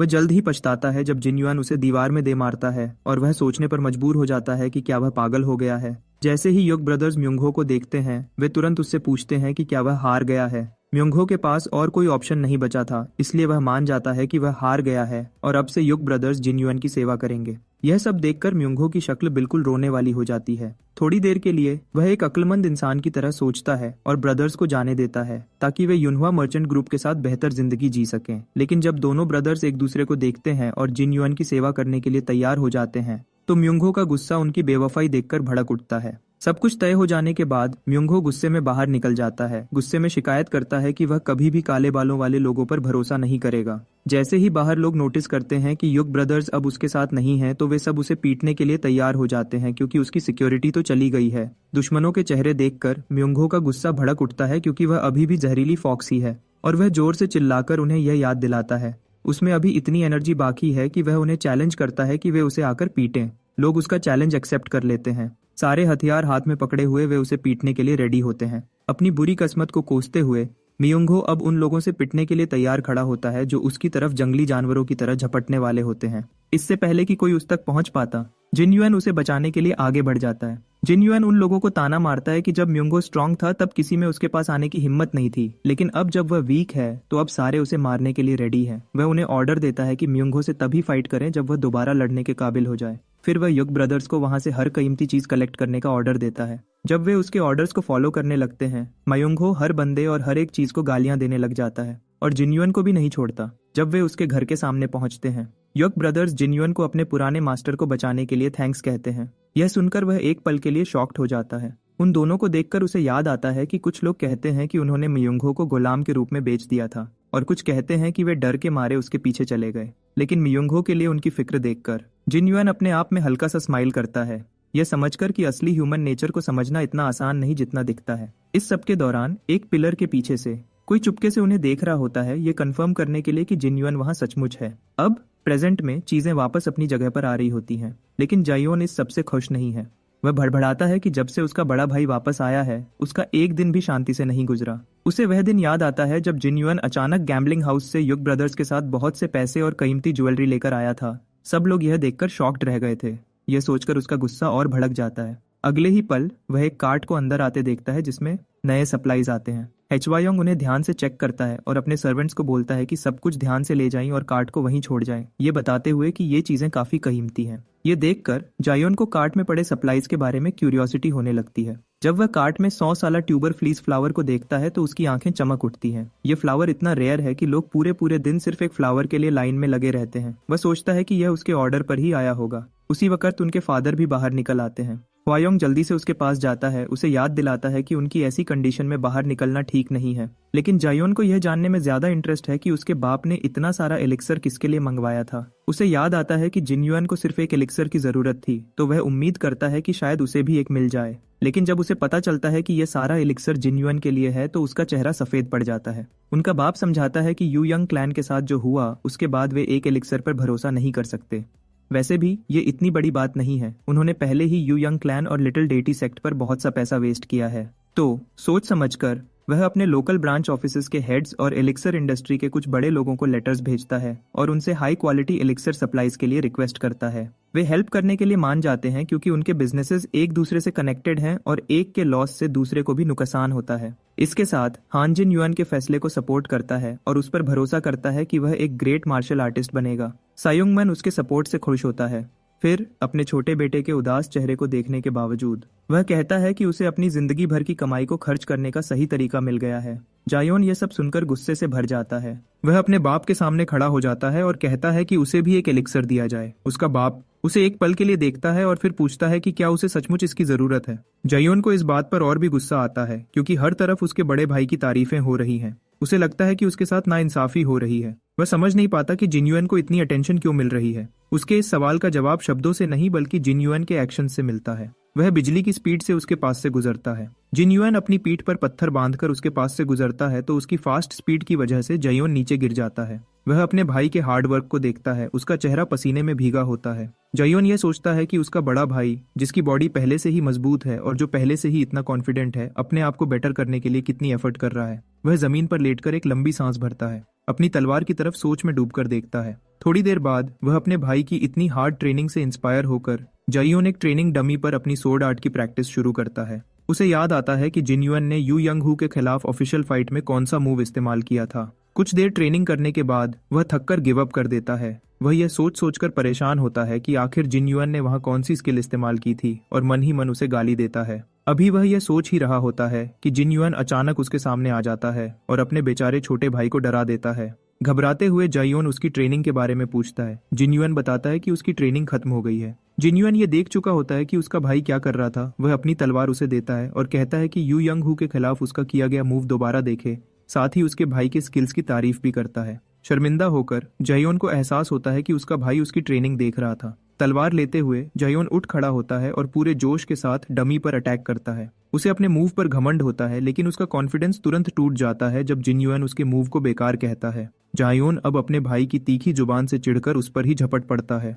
लेकिन अगले ही पल जिन युआन का पंच उसकी तरफ आता है। वह उसे लगने ही वाला होता है कि जायोन आखिरी सेकंड में अपनी तलवार से उसे रोक देता है। फिर जिन युआन बताता है कि उसने कैसे यू यंग हू को तकरीबन बेहोश कर दिया था। फासला कम करके उसने यू यंग हू को बिल्कुल बेबस कर दिया, जिससे वह सिर्फ खुद को डिफेंड ही कर पाया। वह यह सब अपने छोटे भाई को पीटते हुए कह रहा होता है। जायोन उसे समझाने की कोशिश करता है कि वह लड़ने की बजाय बैठकर बात करते हैं, लेकिन जिन युआन, जो अपने भाई को ट्रेन करने के फुल मूड में है, उसकी एक भी नहीं सुनता। कोई चारा न देखकर जायोन फिर से अपनी तलवार पकड़ता है और उसके साथ ट्रेनिंग करने का फैसला करता है। जब वह अटैक के लिए आगे बढ़ता है तो जिन युआन गोस्ट की तरह वहां से गायब हो जाता है। ये देखकर जायोन शॉक्ड रह जाता है और एक पल बाद जिन युआन उसके पीछे से अचानक वार करता है, ये कहते हुए कि नॉर्मल लोग अपनी असली पावर तभी दिखाते हैं जब वे डरे हुए होते हैं। यह कहते हुए वह अपने हाथ को पंच मारने के लिए रेडी करता है, लेकिन जायोन को छूने से पहले ही रुक जाता है। डर के मारे जायोन वापस जमीन पर गिर जाता है। उसे लगता है कि शायद उसकी जान चली जाएगी। जिन युआन उसे समझाता है कि तलवारबाजी में स्लैश में वार करना सीधा तलवार घुसाने से ज्यादा बेटर होता है। वह कहता है कि यू यंग हू ने उसे एक वन हिट किल टेक्निक से मारने की कोशिश की थी,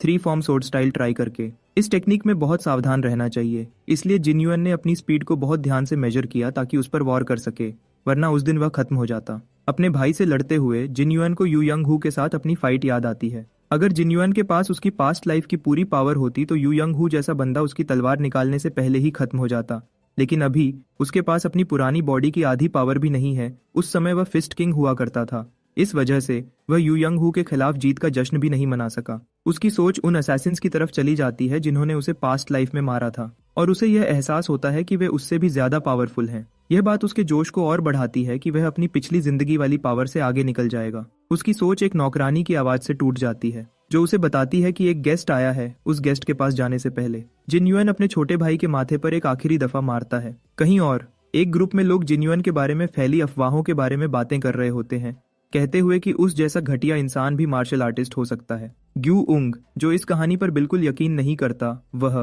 कहता है कि कल रात उसने जिन युआन को नशे में गैम्बलिंग हाउस जाते देखा था। वहां उसने जिन युआन को युग ब्रदर्स के साथ देखा, जो गैम्बलिंग हाउस से कीमती सामान लोड कर रहे थे। उसने तुरंत उसे पहचान लिया, लेकिन जब तक वह वॉशरूम से वापस आया, जिन युआन जा चुका था। जूजा रुआंग और सिमागुक कहते हैं कि वे खुद सच जानने यहाँ आए हैं। जब वे जिन युआन के कमरे का दरवाजा खोलते हैं तो देखते हैं कि वह युग ब्रदर्स के साथ अंदर ही है। उसकी स्ट्रॉन्ग मस्कुलर बॉडी देखकर वे जल्दी से दरवाजा बंद कर देते हैं और नौकरानी से पूछते हैं कि क्या ये सचमुच जिन युआन है या किसी मर्चेंट ग्रुप ने उसे अडॉप्ट कर लिया है। नौकरानी कंफर्म करती है कि यह सचमुच उनका छोटा मालिक जिन युआन ही है। वे लोग ये सुनकर अपने होश खो बैठते हैं। जिन युआन, जिसको उन्होंने अभी देखा, और वह निकम्मा प्लेबॉय जो 4 हेवनली किंग्स का हिस्सा था, ये लोग अपने दिमाग को इन दोनों में फर्क समझाने की कोशिश कर रहे होते हैं। उसी समय जिन युआन दरवाजा खोलता है और डर के मारे उन लोगों की जान ही निकल जाती है। वह शांति से नौकरानी को ऑर्डर देता है कि युग ब्रदर्स को खाना खिलाए और खास तौर पर बोलता है कि उन्हें ढेर सारा खाना दे क्योंकि वे बहुत खाते हैं। जब युग ब्रदर्स चले जाते हैं तो वह अपने पुराने क्रू की तरफ ध्यान देता है जिनकी क्लियरली फटी पड़ी थी। वह पूछता है कि वे यहाँ क्यों आए हैं। डर के मारे वे कुछ भी बोल नहीं पाते, वे बस अपनी सेफ्टी के लिए दुआ करते हैं। सीमा गुक, जूजा रुआंग, गू उंग और हमारा बंदा जिन युआन ने मिलकर एक ग्रुप बनाया होता है जिसे 4 हेवनली किंग्स कहते हैं, जिनका मेन मकसद है औरतों और शराब में डूबना। अब ये 4 पुराने फ्रेंड्स एक साथ बैठकर आखिरकार शांति से खाना खा रहे होते हैं। उन्हें देखते हुए जिन युआन को म्यूंगो याद आता है। उसने भी यही कहा था कि वह उसका फ्रेंड है, लेकिन ये बुद्धू अलग हैं। ये ज्यादातर शरारतों के पार्टनर्स हैं। इनकी दुनिया ऑलमोस्ट पूरी तरह औरतों और शराब के इर्द गिर्द घूमती है। जुरियम खामोशी तोड़ता है और जिन युआन से उसकी हालत पूछता है, जबकि गू उंग उसके मसल्स चेक करने में बिजी होता है। उन्हें यकीन नहीं होता कि जिन युआन सचमुच ट्रेनिंग कर रहा है। सीमा चुपके से उसके स्टाइल और फिजिक को ऑब्जर्व कर रहा होता है। वह सोचता है कि यह बदलाव सिर्फ ट्रेनिंग से नहीं आ सकता। जिन युआन सचमुच एक मार्शल आर्टिस्ट बन गया है। फिर वे लोग उससे पूछते हैं कि उसने ये मार्शल आर्ट्स का नॉलेज कहाँ से लिया, क्योंकि ऐसी स्किल्स खुद से सीखना इम्पॉसिबल है। जिन युएन उन्हें टालने के लिए कहता है कि बस उसकी किस्मत अच्छी थी। सीमागुक कहता है कि ये बिल्कुल लेजेंड जांग हू वाली कहानी जैसा लगता है जिसके बारे में उन्होंने सुना था। जुरियोंग बोलता है कि उसने तो पहली बार में जिन युएन को पहचाना ही नहीं था। अचानक से जिन युएन कहता है कि उनका दोस्त जिन युएन मर चुका है, जिससे सबके चेहरे का रंग उड़ जाता है। फिर भी कुछ उम्मीद के साथ जुरियोंग पूछता है कि अब उन्हें आगे क्या करना है। जिन युएन बात घुमाकर कहता है कि उसने एक कर्ज चुकाना है और इसके लिए वह युनहुआ मर्चेंट ग्रुप को तैयार कर रहा है। अब उसका मकसद बेकार में इधर उधर भटकना नहीं, बल्कि और ज्यादा स्ट्रांग बनना है। जिऊ उंग और जुरियोंग शॉक्ड होकर आपस में चुपके से इस अचानक बदलाव के बारे में बात करते हैं, लेकिन सीमा का चेहरा थोड़ा सीरियस हो जाता है। उसे वह वक्त याद आता है जब जिन युएन ने बहाने से छुट्टी ली थी, लेकिन वह जानता था कि यह असल में यहाँ से निकाला जा रहा था। वह दिल से दुखी था, यह सोचकर कि उसका बाप इतना निराश था कि उसने जिन युएन को पैलेस से दूर भेज दिया। सीमा ने उस वक्त उसका हौसला बढ़ाया था, उसे तसल्ली दी थी और समय का सही फायदा उठाकर उसे खुद को बदलने के लिए मोटिवेट किया था। उस वक्त जिन युएन ने हंस के जवाब दिया था और सीमा के अलविदा बोलने से पहले खुद को बदलने का वादा किया था। वह समय याद करके सीमा दिल से अपने दोस्त को बेहतर इंसान बनने के लिए बधाई देता है। एक पल के लिए सब चुप हो जाते हैं, फिर सीमा से सहमत होते हैं और याद करते हैं जब जिन युएन चला गया था और उसके दोस्त गलत कामों में बिजी होने की वजह से उससे मिलने तक नहीं आए थे। उन्हें ऐसे लड़ते देख जिन युएन धीरे से स्माइल करता है। उसे एहसास होता है कि ये केयरलेस बुद्धू ही उसके असली दोस्त हैं। अपने दोस्तों के लिए शराब डालते हुए वह उनसे पूछता है कि अब जबकि वह बदल चुका है तो उनके चेंज होने के क्या प्लान्स हैं। इस पर सब नर्वस होकर बोलते हैं कि वे बदलने वाले नहीं हैं।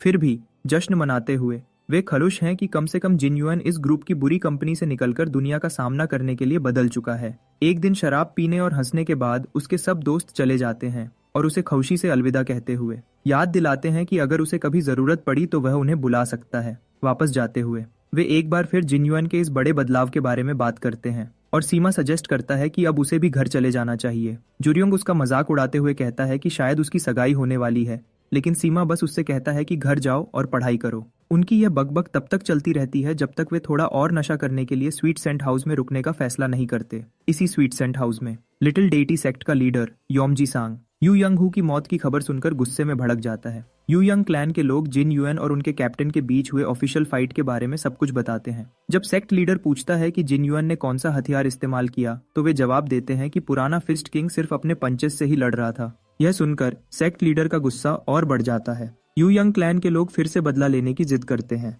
लेकिन सेक्ट लीडर उन्हें याद दिलाता है कि एक ऐसी फाइट का बदला नहीं लिया जा सकता जो दोनों प्लेयर्स की मर्जी से खेली गई हो। यू यंग क्लैन का एक मेंबर शोर डालता है और कहता है कि सेक्ट लीडर और यू यंग हू दोस्त थे और उसे इस दोस्ती का सम्मान करना चाहिए। योमजी संग का गुस्सा भड़क उठता है और वह चिल्लाते हुए कहता है कि एक मरे हुए आदमी से उसका कोई लेना देना नहीं है। फिर वह उन्हें ऑर्डर देता है कि लाश को वहां से ले जाओ और अपने बंदों से इस परेशानी के लिए माफी मांगने को कहता है। इसके बाद योमजी संग के सामने एक और मसला खड़ा हो जाता है, क्योंकि युनहुआ मर्चेंट ग्रुप ने टैक्स देने से मना कर दिया है। यू यंग हू के बिना, जो उनका सबसे शक्तिशाली बंदा था, उन्होंने युनहुआ ग्रुप पर अपना दबदबा खो दिया है। उसका एक बंदा उसे याद दिलाता है कि टैक्स न देने का मतलब है कि वे अब सेक्ट की अथॉरिटी को नहीं मानते।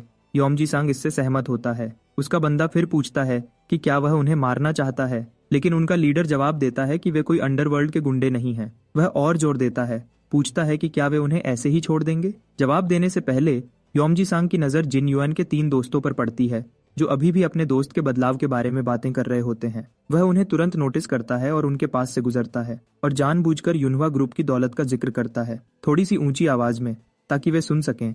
वह बोलता है कि जिन युएन के बाप और उसके बेटे जिन युएन के पास कितनी ज्यादा दौलत होगी। साइमा तुरंत इस बात को पकड़ लेता है और उसके जाल में फंस जाता है। इसके बाद सीमा जिन युएन के पास पहुंच जाता है और उसे यह सब बताता है, लेकिन जिन युएन शांति से यह सब सुनता है जैसे उसे कोई परवाह ही नहीं। सीमा उसे याद दिलाता है कि वे कभी भी अटैक कर सकते हैं और यू यंग हू को खत्म करने के बाद तो उनके पास कोई सिक्योरिटी ही नहीं बची। इसी दौरान जिन युएन लिटिल डेटी सेक्ट के बारे में सोच रहा होता है, जिसके बारे में मॉक ने उसे पहले ही बताया था। थोड़ी देर सोचने के बाद वह सीमा से पूछता है कि सेक्ट के लोग अब कहाँ हैं। सीमा जवाब देता है कि वे अपने बेस पर ही हैं। जिन युएन फिर उसे अंदर ले जाता है और उसे पहनने के लिए एक रोब देता है। उसका लॉयल दोस्त चुपचाप उसकी बात मानता है और पूछता है कि वे लोग एग्जैक्टली कहाँ हैं। जिन युएन जवाब देता है कि वे गार्ड स्क्वाड के वेयरहाउस में हैं। जब सीमा को पता चलता है कि जिन युएन का रियल प्लान सीधा लिटिल डेटी सेक्ट के बेस पर जाना है, तो वह घबरा जाता है।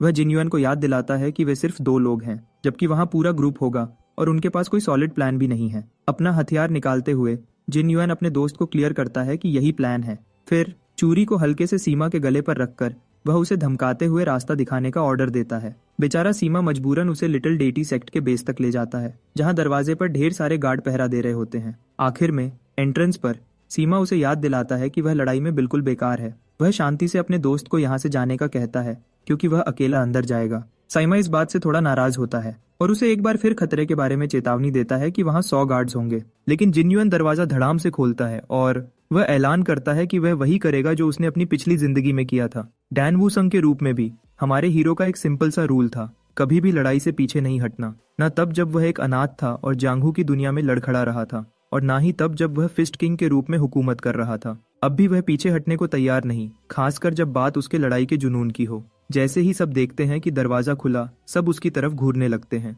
लेकिन जिन्युइन बिना डर के अंदर चल पड़ता है और उनके लीडर को बुलाता है। एक गार्ड इस घुसपैठिए की हिम्मत देखकर गुस्से में उसे पीटने के लिए आगे बढ़ता है, लेकिन जिन्युइन उससे भी तेजी से उसकी गर्दन पकड़ लेता है और एक ही झटके में उसे जमीन पर पटक देता है। गार्ड उसे चेतावनी देते हैं कि वह उनके अड्डे में खड़ा है। लड़ाई बढ़ने से पहले सेक्ट लीडर खुद शोर सुनकर वहां आ जाता है और उससे पूछता है कि वह कौन है। जिन्युइन शांति से कहता है कि वह एक असैसिन है। सेक्ट लीडर को यह बात सुनकर मजा आता है, क्योंकि उसने अपनी जिंदगी में कभी भी किसी असैसिन को इतनी बेशर्मी से अंदर घुसते नहीं देखा था। फिर उसकी नजर जिन्युइन के जख्मी हाथ पर पड़ती है और उसे यू यंग क्लैन के एक बंदे के साथ हुई बात याद आती है। एक पल में उसे समझ आ जाता है कि उसके सामने कौन खड़ा है। जिन्युइन जवाब देता है कि शायद वह जिन्युइन ही है। इससे सेक्ट लीडर का चेहरा खुशी से खिल उठता है, क्योंकि उसने सोचा भी नहीं था कि जिन्युइन जैसा कोई उसके इलाके में इस तरह घुसते आएगा, लेकिन यह उसके लिए काम आसान कर देता है। वह इस मौके का पूरा फायदा उठाना चाहता है। बिना किसी झिझक के वह अपने गार्ड्स को उसे पकड़ने का ऑर्डर देता है। इसी दौरान हमारा हीरो याद करता है कि वह पिछली जिंदगी में आखिरी बार कब इतने सारे दुश्मनों से एक साथ लड़ा था। लड़ाई शुरू हो जाती है। उसे पता होता है कि उसकी अब की बॉडी पहले जैसी पावरफुल नहीं है, लेकिन इसका ये मतलब नहीं कि वह लड़ाई का मजा नहीं ले सकता। हर वार के साथ वह गार्ड्स को इधर उधर फेंकता है, एक के बाद एक गार्ड को जोर से पटकता है। अपने साथियों को सिर्फ पंचेस से इतनी मार खाते देखकर कुछ गार्ड्स डर के मारे पीछे हट जाते हैं। फिर अचानक वह एक पल के लिए रुक जाता है, जब एक तीर उसके गाल को छेदता हुआ निकल जाता है। एक स्माइल के साथ मुड़ते हुए वह सेक्ट लीडर का मजाक उड़ाता है कि वह अपना फ्लैशी हथियार दिखा रहा है। सेक्ट लीडर मानता है कि यह तलवार सचमुच महंगी है और वह इसे कभी कभी ही यूज करता है, लेकिन इस पावरफुल इंट्रूडर के लिए वह एक्सेप्शन बनाने को तैयार है। फिर सेक्ट लीडर के ऑर्डर पर जिन्युइन के पैरों के पास वाले गार्ड्स उसे जकड़ लेते हैं, जबकि छत पर और 10 लोग अपने लोडेड क्रॉसबोज के साथ उस पर निशाना लगाए खड़े होते हैं और वे लोग अपने बोगन्स के साथ उस पर तीर छोड़ने के लिए रेडी हो जाते हैं।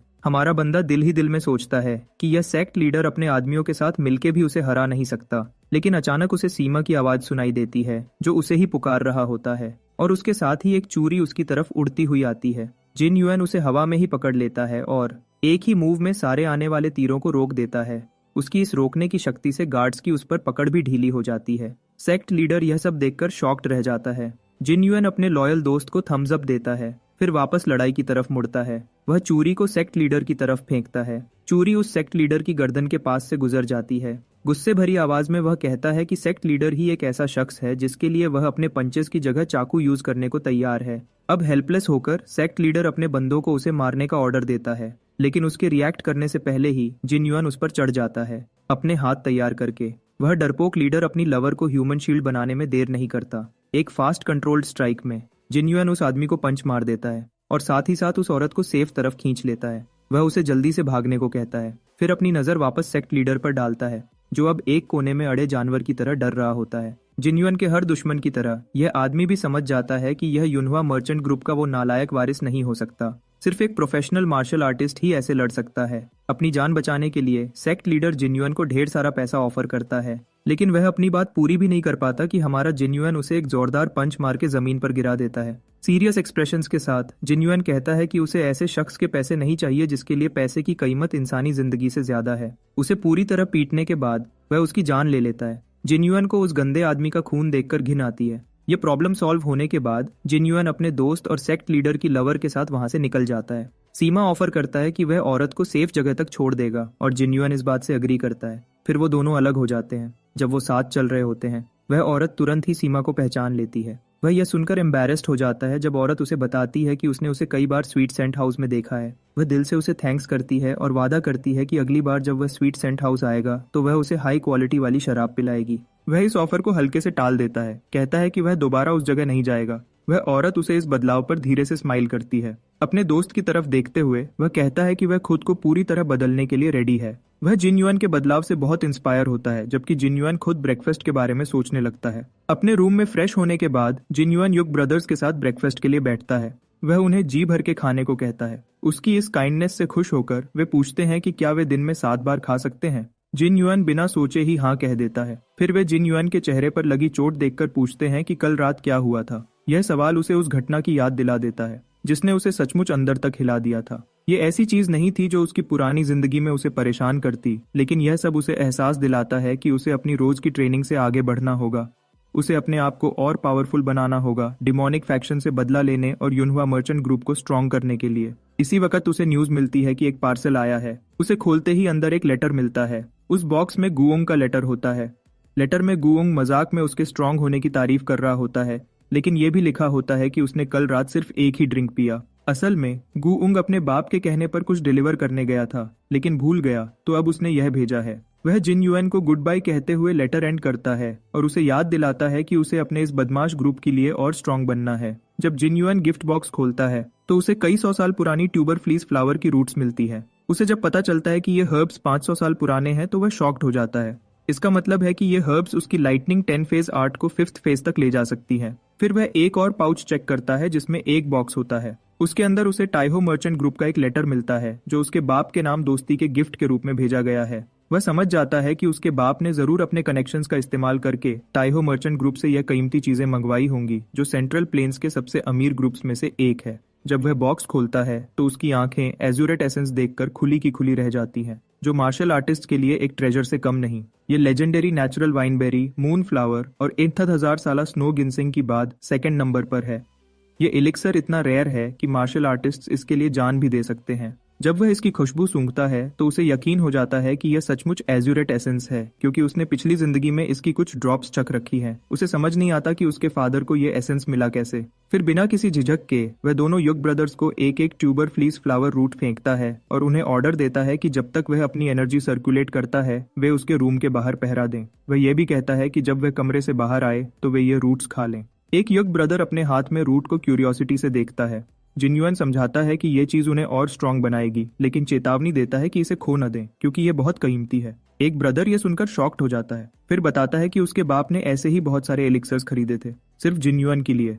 जिन युआन आह भर के सोचता है कि यह सब पैसे का खेल है। एलिक्सर खाकर जिन युआन अपने कमरे में क्रॉस लेगेड बैठता है, 2 घंटे तक मेडिटेशन करता है और एनर्जी जमा करता है। टेस्ट काफी कड़वा है, लेकिन वह सोचता है कि यह भी तो मार्शल आर्ट्स जैसा है, दर्द भरा लेकिन रिवॉर्डिंग। जल्दी ही उसे अपने कोर में एलिक्सर से आती हुई गर्मी महसूस होती है और वह शांति महसूस करता है कि उसने इस नई बॉडी को ट्रेनिंग के लिए पहले से प्रिपेयर किया था। लेकिन अचानक एक जलने वाला दर्द उसकी बॉडी के हर हिस्से में दौड़ जाता है। वह इस दर्द को दबाने की कोशिश करता है, लेकिन यह और भी जानलेवा हो जाता है। दांत पीसकर वह डिसाइड करता है कि इसका सामना हर हाल में करना है। अपनी सारी एनर्जी जमा करके उसे कंट्रोल करने की कोशिश करता है। कई दर्द भरे सेकंड्स के बाद आखिरकार जब दर्द धीरे धीरे कम होने लगता है तो वह चैन का सांस लेता है और उसका कोर कूल डाउन होने लगता है। फिर वह अपनी लाइटनिंग आर्ट का इस्तेमाल करता है। उसके चेहरे पर एक प्राउड स्माइल आती है जब उसे पता चलता है कि वह 5th फेज तक पहुंच गया है। अपनी बॉडी को देखते हुए उसे शराब की बदबू आती है, जो उसके पुराने मालिक के शराबीपन का रिजल्ट है। स्माइल करते हुए वह पुराने जिन युआन को अलविदा कहता है।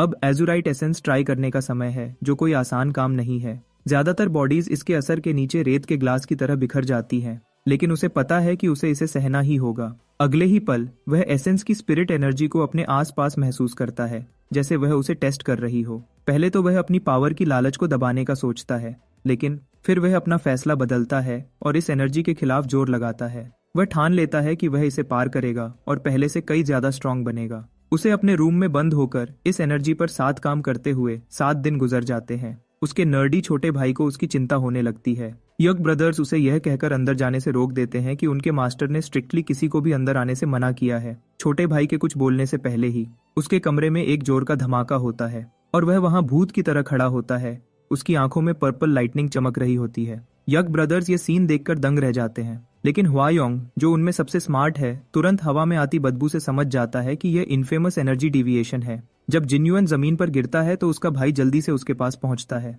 यग ब्रदर्स उसे जगाने की बहुत कोशिश करते हैं।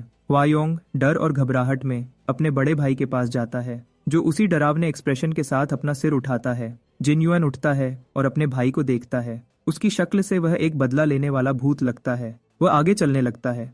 जब उसका भाई पूछता है कि वह कहाँ जा रहा है तो वह जवाब देता है कि उसे थोड़ी ठंडक चाहिए और उन्हें चेतावनी देता है कि उसका पीछा न करें। वायोंग को उसके इस बयान पर हैरानी होती है और वह कंफ्यूज्ड रह जाता है। वह एक बिल्डिंग से दूसरी बिल्डिंग पर पूरी स्पीड से कूद रहा होता है। न सिर्फ अपने घर से बल्कि अपनी गली से भी दूर जाने की कोशिश कर रहा होता है। एजुराइट एसेंस से मिली हैवी शक्ति की वजह से वह अपने कंट्रोल में नहीं होता। जिन युआन की बॉडी इतनी स्ट्रांग नहीं कि एजुराइट एसेंस की इस शक्ति को सह सके, जो फिस्ट किंग के लिए भी कंट्रोल से बाहर हो जाती है। इसलिए वह लोगों से भरे विलेज एरिया से भागता है ताकि अपने आप से उन्हें बचा सके। थोड़ी देर बाद वह एक सुनसान जगह पर रुकता है, लेकिन फिर भी वह शक्ति कंट्रोल में नहीं आती। अपनी पिछली जिंदगी में खाया हुआ वार याद करके वह बस अपनी बॉडी से इस एनर्जी को निकालने की कोशिश करता है। वह एक जोर का धमाका करके एनर्जी रिलीज करता है, जो आसमान में इतना ऊपर जाता है कि मीलों दूर से भी दिखाई देता है। जब वह अपनी इस लाजवाब शक्ति से खुश वहां खड़ा होता है तो बारिश भी बरसने लगती है। वह अपनी व्हाइट लाइटनिंग 10 फेज आर्ट का लेवल चेक करता है।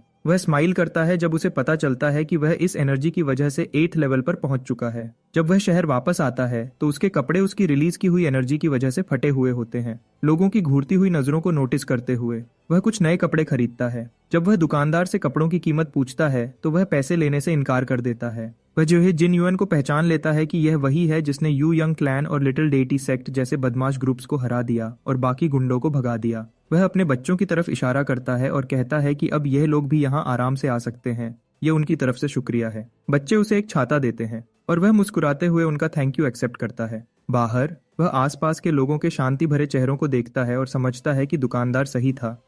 उसे कभी नहीं पता था कि उसकी फाइट का दूसरों पर इतना असर हुआ, लेकिन दुकानदार के शब्दों को याद करके और लोगों की स्माइल्स को देखकर उसे एक अजीब सी खुशी महसूस होती है जो उसे पसंद आती है। अचानक यह शांति एक जोर की चीख से टूट जाती है।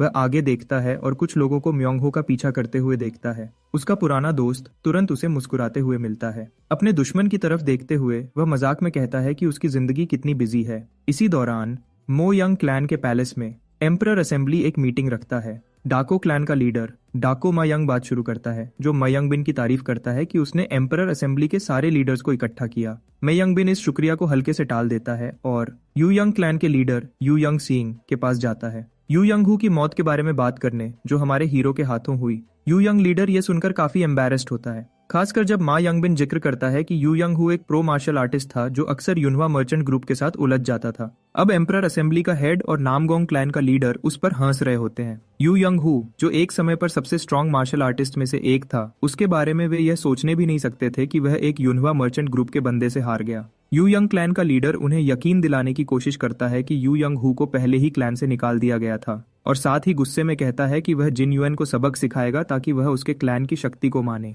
इधर जिन युआन और उसके सेल्फिश दोस्त के पीछे खतरनाक गुंडों का ग्रुप पड़ा होता है। वे लोग मांग करते हैं कि जिन युआन म्योंग हो को उनके हवाले कर दे। जिन युआन को डाउनटाउन डिस्ट्रिक्ट के बेनाम किंग्स के बारे में बताते हुए म्योंग हो बताता है कि इन लोगों ने उसकी ऑक्शन बिजनेस के लिए रखी हुई बुक्स चुरा ली थी। फिर वह अपने पुराने दोस्त से उसके हाथों की हालत के बारे में पूछता है। अपने जख्मी हाथ दिखाते हुए म्योंग हो जोक करता है कि वह उनकी आवाज भी सुन सकता है। यह देखकर जिन युआन अंडरवर्ल्ड के गुंडों की तरफ मुड़ता है और उनसे कहता है कि म्योंग हो के हाथ ठीक होने के बाद उसे वापस कर दें। सब लोग जिन युआन की यह बात सुनकर उसके कॉन्फिडेंस पर हंसने लगते हैं कि वह उन गुंडों से इतनी शांति से बात कर रहा है। लेकिन जब जिन युआन उनकी इस फालतू बात का कोई जवाब नहीं देता तो उन्हें एहसास होता है कि यह कोई आम बंदा नहीं है, उसमें एक हीरो जैसा ऑरा है। फिर भी वे गुस्से में आकर उसे पीटने का फैसला करते हैं। एक गुंडा बाकी सबको रोकता है और आगे आता है। वह जिन युआन से पूछता है कि क्या उसे सचमुच उनकी असली पहचान का पता है। अगले ही पल वह उसे धमकाने वाला होता है, लेकिन उसे अपनी बात पूरी करने का मौका नहीं मिलता क्योंकि जिन युआन का एक जोरदार पंच उसे दूर दीवार में पटक देता है। सब लोग यह देखकर दंग रह जाते हैं। उनके चेहरों की परवाह न करते हुए जिन युआन शांति से उन्हें कहता है कि यहाँ से भागो क्योंकि उसे कुछ खाना है, वरना भूख की वजह से वह उन्हें मार डालेगा। बेहतर है वे किसी और दिन आए। वह यह भी कहता है कि वह या म्योंग हो बाद में एक दूसरे को फाइट के लिए ढूंढ लेंगे। आखिरकार डरपोक गुंडों का गैंग समझ जाता है और फिलहाल के लिए गुड बाय कहता है। अब म्योंग हो में थोड़ी हिम्मत आती है और वह जिन युआन से कहता है कि उसे खाने के लिए कुछ लेकर दे, स्पेशली नूडल्स। वह यह भी कहता है कि पिछली बार जब जिन युआन ने उसे पीटा था तो वह भूख से मरने वाला था और रिकवरी के लिए खाने की जरूरत पर लंबे लंबे लेक्चर्स देता है। आखिर में जिन युआन उसे चुप होने को कहता है, बोलता है कि वह इतना ड्रामा किए बिना भी मांग सकता है। फिर वे दोनों जिन प्योंग के यहाँ नूडल्स खाने चलते हैं। म्योंग हो इतना सारा खाना खाकर काफी खुश होता है, लेकिन फिर वह अपने दोस्त के खाने के तरीके में बदलाव नोटिस करता है। जो पहले थोड़ा सा खाता था अब ऐसे खा रहा है जैसे दिनों से भूखा हो। वह उसे थोड़ी देर उसके बदलाव पर लेक्चर देता है और फिर अपने दोस्त के लिए 4 बोल ऑर्डर करता है। फिर बात युग ट्विंस की तरफ मुड़ जाती है। जिनयुन म्योंगहो को बताता है कि वे दोनों ठीक हैं और अक्सर उसके घर पर ट्रेनिंग करते हैं। म्योंगहो उनकी ज्यादा खाने की आदत पर कमेंट करता है। वह कहता है कि जब वे उसके साथ होते थे तो उनके खाने पर बहुत खर्चा होता था। जिनयुन आराम से उसे याद दिलाता है कि वह बहुत अमीर है। उसका पुराना दोस्त कहता है कि जिनयुन ने तो उसके पैसे भी लूट लिए हैं। फिर बात बदल जाती है जब म्योंगहो जिनयुन के मार्शल आर्ट्स नॉलेज के सोर्स में इंटरेस्टेड हो जाता है। जिनयुन इसकी वजह पूछता है। म्योंगहो आराम से जवाब देता है कि वह अंडरवर्ल्ड के गुंडों को हराना चाहता है और मार्शल आर्ट्स उसके लिए काफी यूजफुल हो सकता है। इस सिलसिले में वह गैंग लीडर के बारे में भी बताता है जिसके पास 100 बंदे हैं। जहां भी वे लड़ते हैं बहुत सारे लोग होते हैं, लेकिन जरूरत पड़ने पर वे भाग भी जाते हैं। इस पर जिनयुन उसे खुद ट्रेनिंग देने की ऑफर करता है। म्योंगहो तुरंत हाँ बोलता है। वह प्रॉमिस करता है कि हर इंस्ट्रक्शन को सीरियसली पूरा करेगा। आखिर ऐसे ही तो वह पॉइजनस फॉक्स नहीं कहलाता। अगले ही पल जिनयुन अपने ग्रीडी एक्स फ्रेंड को शॉक कर देता है जब उसे कहता है कि वह उसके सामने झुके। म्योंगहो को काफी एम्बैरेसमेंट होती है, लेकिन फिर भी वह उसके सामने झुक जाता है। फिर वह उठते हुए कहता है कि अब तो जिनयुन को उसे सचमुच कुछ खास सिखाना पड़ेगा। अगले ही पल जिनयुन अपना छाता खोलता है और दिखाता है कि तलवार के मूव के लिए अपनी रिस्ट को कैसे घुमाना होता है। इससे म्योंगहो गुस्से में आ जाता है क्योंकि उसने अभी झुककर शिकायत की थी कि वह युनहवा मर्चेंट ग्रुप के गेट पर कूड़ा फेंकने वाला था। लेकिन अगले ही पल वही छाता उसके सिर पर लगता है। साथ ही जिनयुन उसे ऑर्डर देता है कि वह छाता एक हाथ में पकड़े और उसी तरह स्विंग करे जैसा उसने दिखाया। पहले उसे यह बोरोड छाता लाखों बार स्विंग करना होगा, तब जाकर वह उसे वापस ढूंढने आए। म्योंगहो घबरा जाता है, सोचता है कि क्या वह सचमुच इतनी बार यह स्टंट दोहरा सकता है। उसका पॉइजनस फॉक्स वाला टाइटल मजाक में लेते हुए जिनयुन उसे कहता है कि अगर वह यह नहीं कर सकता तो मार्शल आर्ट्स सीखना भूल जाए। म्योंगहो इस वार्निंग के बाद झिझकता है। हमारा हीरो अपने पुराने दोस्त को रियलिटी चेक देने का डिसाइड करता है। वह उसका कॉलर पकड़ता है और याद दिलाता है कि किसी को मारना कोई बच्चों का खेल नहीं है। यह छाता स्विंग करने वाली एक्सरसाइज उसके हाथों को ट्रेन करेगी ताकि वह एक लकड़ी की तलवार से क्रिम्सन रीपर गैंग के 10 बंदों को मार सके।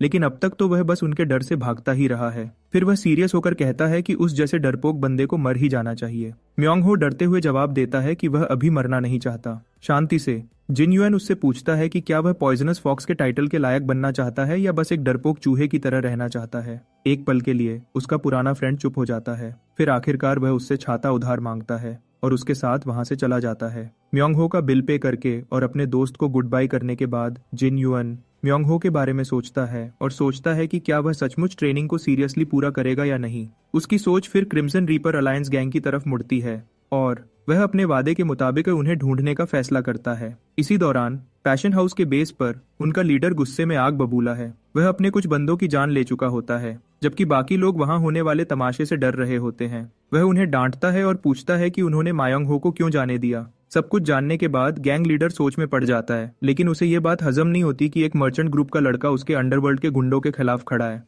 उसका एक बंदा समझाता है कि जिनयुन कोई ऐसे वैसे मार्शल आर्ट्स का मास्टर नहीं है। कुछ लोग तो कहते हैं कि वह यंगहुआ रीजन का सबसे पावरफुल आदमी है, लेकिन अपने मास्टर के चेहरे का एक्सप्रेशन देखकर वह अपनी बात पूरी नहीं करता। लीडर बाकी सबको ऑर्डर देता है कि वे अपने ग्रुप के साथ म्योंगहो और जिनयुन दोनों को ढूंढें। वह सीरियस होकर कहता है कि वह दोनों को मरा हुआ देखना चाहता है। इधर जिनयुन भी क्रिम्सन रीपर अलायंस और उसके लीडर के बारे में पूछताछ कर रहा होता है। यग ब्रदर्स में से एक उसे बताता है कि यह गैंग अपने दुश्मनों को टुकड़े टुकड़े करने के लिए फेमस है।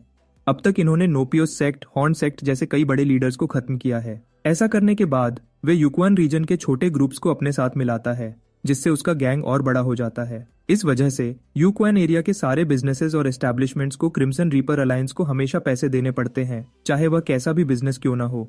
वे म्योंगहो के पीछे इसी पैसे के लिए पड़े हैं। जिनयुन फिर बताता है कि गैंग ने उसके फ्रेंड के ऑक्शन हाउस पर कब्जा कर लिया है। यग ब्रदर्स इससे अग्री करते हैं, कहते हैं कि यह काम सिर्फ गैंग वालों का ही हो सकता है। ये सब जानने के बाद जिनयुन समझ जाता है कि उसे इस गैंग को ढूंढना ही होगा, वरना जब उन्हें उसकी पहचान पता चलेगी तो उसका युनहवा मर्चेंट ग्रुप भी इस झमेले में फंस जाएगा। इसी दौरान युक्वान के शॉपिंग एरिया में पैशन हाउस के अंदर मैडम अपने बंदे को कुछ इंस्ट्रक्शंस दे रही होती है। अचानक एक जोर की चीख सुनाई देती है। वे तुरंत लड़की के पास भागते हैं। एक एस्कॉर्ट मैडम को बताता है कि लड़की क्रिम्सन रीपर अलायंस के लीडर के साथ थी, लेकिन फिर वे एक और लड़की के बारे में चिंता करते हैं जो अभी भी लीडर के साथ अंदर है। लड़की की हालत देखकर मैडम अपने बंदे को कहती है कि उसे रूम में रेस्ट करने के लिए ले जाओ, जबकि वह नए गेस्ट को चेक करने जाती है। साथ ही वह अपने बैंडन को ऑर्डर देती है कि क्रिम्सन रीपर के लीडर को डिस्टर्ब न करें। जोंगवा फिर अपने नए गेस्ट के पास जाती है, जो और कोई नहीं बल्कि हमारा जिन युआन ही है। वह उसकी खुशामद करने की कोशिश करती है, लेकिन जिन युआन सीधा क्रिम्सन रीपर के लीडर के बारे में पूछता है। जोंगवा पूछती है कि क्या उसने कोई अपॉइंटमेंट ली है,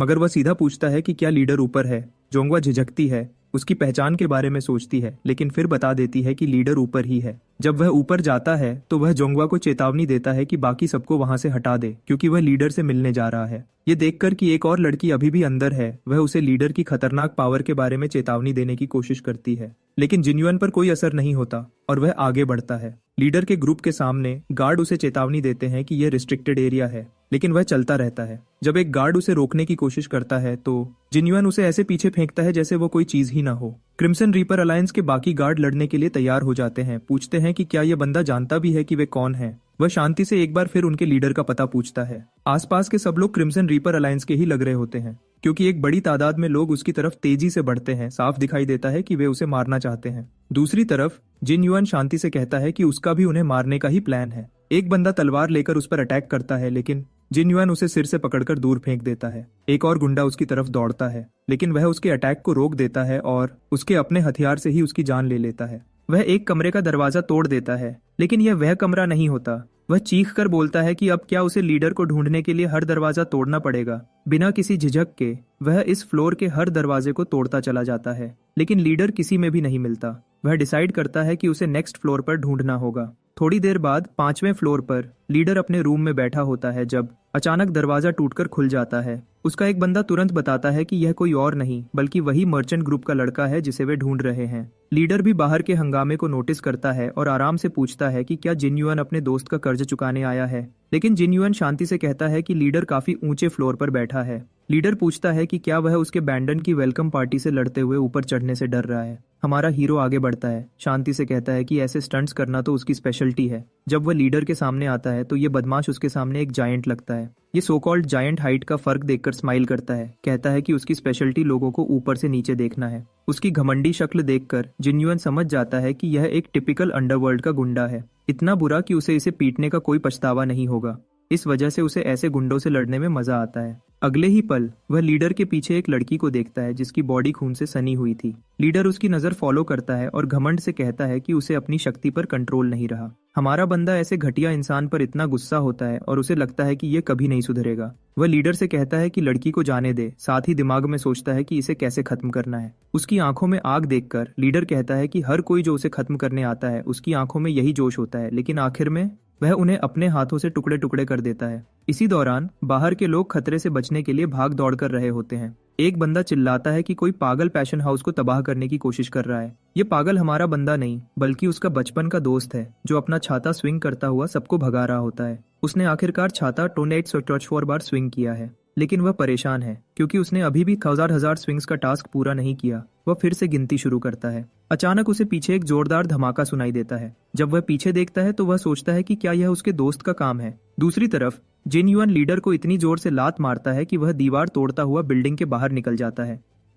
लीडर जिन युआन को देखता है। जिन युआन खड़े रहने के बजाय उसके पीछे कूदता है और ग्रेसफुली उसके सामने लैंड करता है। पीटने के बावजूद क्रिम्सन रीपर जिन युआन का सामना करने के लिए वापस खड़ा होता है। वह अपने बंदे से एक हथियार लेता है और पूरी पावर के साथ उस पर वार करता है। वह अपना हथियार जिन युआन की तरफ फेंकता है, लेकिन जिन युआन कूदते हुए उसे रोक देता है। वह फिर से कोशिश करता है, लेकिन इस बार जिन युआन शांति से चेन पकड़ लेता है, जबकि हिल्ट अभी भी लीडर के हाथ में होता है। इससे क्रिम्सन रीपर को हमारे बंदे की पावर का अंदाजा लगाने का मौका मिलता है जो उसके बराबर होती है। इसलिए वह हथियार छोड़ देता है और अपनी रिबाउंड फोर्स के साथ जिन युआन को खत्म करने के लिए उसकी तरफ दौड़ता है। उसे यकीन था कि जिन युआन इस अटैक को नहीं रोक पाएगा। इस स्टाइल को देखकर हमारा इंटेलिजेंट जिन युआन तुरंत पहचान जाता है कि यह मीटियर हैमर और फिस्ट टेक्निक है। उसकी क्लीन फाइटिंग स्टाइल को देखकर वह यह भी समझ जाता है कि इस बंदे को किसी ट्रेडिशनल मार्शल आर्टिस्ट ने सिखाया होगा, लेकिन लीडर उसे हल्के में लेता है। जिन युआन तो फिस्ट किंग है जो आसानी से अपने दुश्मन के अटैक को रोक देता है। अगले ही पल वह उसके पेट में एक जोरदार पंच मारता है जिससे लीडर के मुंह से चीख निकलती है। वैसे ताताश वह अपने जख्मी पेट को देखता है। लीडर तुरंत जिन युआन के फिस्ट ट्रेंड स्टाइल को पहचान जाता है और खुद को एक प्रॉपर फाइट के लिए रेडी करता है। जब वह जिन्युआन के टुकड़े करने के लिए आगे बढ़ता है तो उसके मसल्स शक्ति से कांपते हुए होते हैं, लेकिन जिन्युआन उसकी गर्दन पकड़ लेता है और बिना किसी एफर्ट के उसे जमीन पर पटक देता है। लीडर समझ नहीं पाता कि यह आदमी उसे कैसे हरा रहा है, जबकि वह अपनी पूरी ताकत लगा रहा है। अब जिन्युआन उसका मुंह पकड़ता है और लीडर का वही ताना उस पर ही फेंकता है कि अब वह जिन्युआन को ऊपर से देख रहा है। फिर वह अपनी व्हाइट लाइटनिंग आर्ट का सेकंड स्टेज शुरू करता है, लीडर का चेहरा पकड़े हुए, जो अब दर्द से चीख रहा होता है। हर गुजरते पल के साथ वह अपनी आर्ट को अगले स्टेज पर ले जाता है, यहाँ तक कि वह 5th फेज तक पहुंच जाता है। क्रिम्सन रीपर अलायंस के बंदे अपने बॉस को तड़पते और चीखते देख सोच रहे होते हैं कि क्या उन्हें मदद के लिए आगे बढ़ना चाहिए, लेकिन उनके चेहरों पर डर साफ दिखाई देता है जो उन्हें रोक रहा होता है। उनमें से एक व्हाइट लाइटनिंग 10 फेज आर्ट की टेक्निक पहचान जाता है। जब जिन्युआन अपना काम खत्म करता है, सब लोग दंग रह जाते हैं जब वे देखते हैं कि जहां उनका लीडर था वहां अब सिर्फ राख बची है। वह खड़ा होता है, वह खतरनाक नजर से क्रिम्सन रीपर ग्रुप को देखता है और पूछता है कि किसने उन्हें हक दिया कि वे कमजोर लोगों की मेहनत की कमाई से टैक्स और ट्रिब्यूट वसूल करें। फिर वह उन्हें चैलेंज करता है कि अगर वे अपनी पावर दिखाना चाहते हैं तो पहले उसके सामने आएं। वह चेतावनी देता है कि उनका अंजाम भी उनके बॉस जैसा ही होगा। इसी दौरान क्रिम्सन रीपर अलायंस के लोग गुस्से में हैं, सोच रहे होते हैं कि चूंकि वह अकेला है तो शायद वे उसे मार ही दें। तब म्योंग हो उसे देखते हुए बोलता है कि अगर रेड रीपर मर गया तो शायद अब उन्हें ट्रिब्यूट देना न पड़े। उसके पास खड़ा आदमी कहता है कि शायद जिन्युआन खुद ट्रिब्यूट मांगना शुरू कर दे, लेकिन म्योंग हो अपने चाइल्डहुड फ्रेंड की साइड लेते हुए तुरंत इस बात से इनकार करता है। उसे पता है कि उसके दोस्त के पास इतना पैसा है कि वह कभी ऐसे नीच काम नहीं करेगा। फिर वह अपने छाते के स्विंग्स की गिनती शुरू करता है, जिस पर एक बंदा उसके इस काम को देखकर उसे पागल कहता है। हर स्विंग के साथ म्योंग हो अपना छाता हिलाता है। उसे याद आता है जब जिन्युआन ने उससे पूछा था कि क्या वह सच में एक डरपोक चूहा बनना चाहता है या फिर पॉइजनस फॉक्स, जैसा वह खुद को कहता है। वह जानता है कि हर इंसान के दिल में कुछ कर गुजरने की चिंगारी होती है और उसकी अपनी जिम्मेदारी है कि वह इस चिंगारी को भड़काए। वह समझता है कि उसका दोस्त इतना स्ट्रांग बनना चाहता है कि यह बात पागलपन की हद तक चली गई है, लेकिन अचानक वह रुक जाता है। अपने दोस्त को क्रिम्सन रीपर के गुंडों से लड़ते देख वह ऐलान करता है कि वह पॉइजनस फॉक्स है, कोई डरपोक चूहा नहीं। क्रिम्सन रीपर अलायंस का काम तमाम करने के बाद जिन्युआन अपने कपड़ों पर लगा खून भी नहीं धोता जब उसका छोटा भाई, जो उसकी चिंता में डूबा हुआ, उसके दरवाजे पर आता है। वह बहाना बनाता है कि वह शराब पीने गया था। उसका भाई किसी मसले पर एडवाइस लेने आया था, लेकिन छोटा भाई उससे खून के बारे में पूछता है। जिन्युआन उसे तसल्ली देता है, कहता है कि यह खून उसका नहीं है, जो उसके भाई ने पहले ही अंदाजा लगा लिया था। फिर वायोंग आखिर उसे बताता है कि वह यहाँ इसलिए आया क्योंकि वह मर्चेंट ग्रुप्स को उनके दिए हुए कीमती एलिक्सर्स के लिए शुक्रिया अदा करना चाहता है।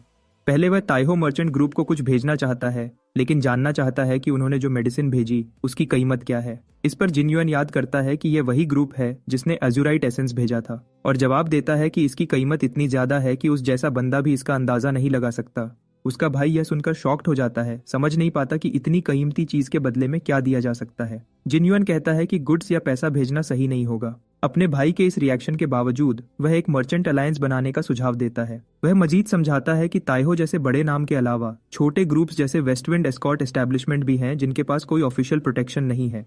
ऐसा अलायंस ग्रुप उन्हें प्रोटेक्शन देकर शुक्रिया अदा करने का अच्छा तरीका होगा। वायोंग झिझकता है, सोचता है कि यह शायद उनके बस से बाहर है। जिन्युआन उसे छोटे लेवल से शुरू करने की सलाह देता है, कहता है कि फिलहाल सिर्फ ताइहो मर्चेंट ग्रुप और वेस्टविंड एस्कॉर्ट एस्टैब्लिशमेंट को ऐड करो, यह उनको थैंक्स बोलने का तरीका होगा। नर्डी भाई, जो पहले से प्लान बनाने में डूबा है, अलायंस के रूल्स और मेंबरशिप फीस के बारे में पूछता है। जिन्युआन उसे कहता है कि फिलहाल कोई फीस न रखें और रूल्स को सिंपल रखें। उसका भाई अलायंस का मकसद जानना चाहता है। इस पर जिन्युआन को एस्कॉर्ट एस्टैब्लिशमेंट के रिप्रेजेंटेटिव के शब्द याद आते हैं, जिसने उससे उस शहर से 2 गैंगस्टर ग्रुप्स को भगाने के बाद प्रोटेक्शन मांगी थी। इसलिए वह कहता है कि उनका मकसद मर्चेंट्स की जिंदगी की हिफाजत करना है। इसके अलावा वह एक प्रॉपर कम्युनिकेशन लाइन बनाना चाहता है ताकि मुश्किल वक्त में लोग उस तक पहुंच सकें। उसका भाई कहता है कि ऐसी सिचुएशंस भी आ सकती हैं जिनसे बड़े ग्रुप्स जैसे ताइहो मर्चेंट ग्रुप भी नहीं निपट सकते।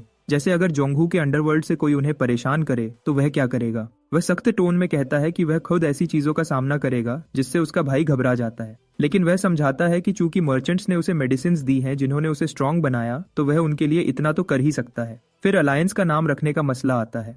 वायोंग सुझाव देता है कि इसे ग्रेट मर्चेंट अलायंस कहा जाए, लेकिन जिन्युआन इस बात से अग्री नहीं करता क्योंकि वह नहीं चाहता कि यह क्रिम्सन रीपर अलायंस जैसा साउंड करे और इसे ग्रेट मर्चेंट एसोसिएशन के नाम से बदल देता है। इसी वक्त वायोंग उसे याद दिलाता है कि जब से उसका बदमाश भाई वापस आया है उसका काम बहुत बढ़ गया है। इस पर जिन्युआन उससे माफी मांगता है, लेकिन वायोंग स्माइल करते हुए कहता है कि मर्चेंट्स के लिए बिजी रहना ही बेहतर है। इसी वक्त उनका एक बंदा चीखता हुआ आता है कि एक नई मुश्किल खड़ी हो गई है। जब पूछा जाता है तो वह घबराहट में बताता है कि लॉर्ड उयुंग और उसके चेले खुद आए हैं। इस बीच उक्त समूह मर्चेंट ग्रुप के मुख्य हॉल में बैठा हुआ है। लॉर्ड यू यंग अभी भी रूलर्स एसोसिएशन की बैठक में मिली अपमान की भावना से क्रोधित है। इसलिए वह अपने शिष्यों से जोर देकर कहता है कि उनमें से प्रत्येक को बारी बारी से जिन युआन से लड़ना होगा, क्योंकि वह उसे दर्दनाक मौत देना चाहता है। इसके अलावा केवल एक जीत से उनके परिवार का नाम बहाल नहीं हो सकता। सभी तुरंत सहमति जताते हैं। फिर शिन सोबाइक पूछता है कि क्या उसके दोनों साथी हथियारों का उपयोग करेंगे, क्योंकि वह निहत्थे लड़ाई करने जा रहा है।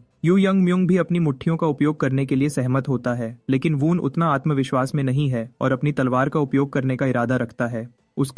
उसका भाई इस बात पर उसका मजाक उड़ाता है, लेकिन वून तर्क देता है कि जिन युआन वह व्यक्ति है जिसने यू यंगहू जैसे अनुभवी जांगहू योद्धा को हराया है। मियोंग हालांकि इस बात पर हंसता है, यह मानते हुए कि यू यंगहू पर्याप्त मजबूत नहीं था। अंत में वह घमंड से नौकरों को आदेश देता है कि जिन युआन को व्यक्तिगत रूप से बुलाएं, लेकिन इसके बजाय युक भाई पहुंचते हैं और कहते हैं कि उन्हें अपने गुरु के निमंत्रण पर एनेक्स में आना है। थोड़ी देर बाद मेहमान हमारे लड़के के सामने खड़े होते हैं, जो पहले से ही उनकी प्रतीक्षा कर रहा होता है। वह उनका स्वागत करता है और तीनों मार्शल आर्टिस्ट्स अपना परिचय देते हैं। हालांकि उसे लॉर्ड यू यंग की उपस्थिति से आश्चर्य होता है, जो बिना सूचना के आने के लिए माफी मांगता है, लेकिन स्वीकार करता है कि वह जिन युआन की ताकत देखने का लालच नहीं रोक सका। जिन युआन समझ जाता है कि वे यहाँ द्वंद्व के लिए आए हैं और विशिष्ट प्रारूप के बारे में पूछता है। लॉर्ड यू यंग सुझाव देता है कि वह उसके सभी शिष्यों से लड़े, क्योंकि वे उससे सीखना चाहते हैं। साथ ही नियम बताता है, जो कोई भी बेहोश हो जाता है वह अचल हो जाएगा, या रिंग से गिर जाता है उसे हारा हुआ घोषित किया जाएगा।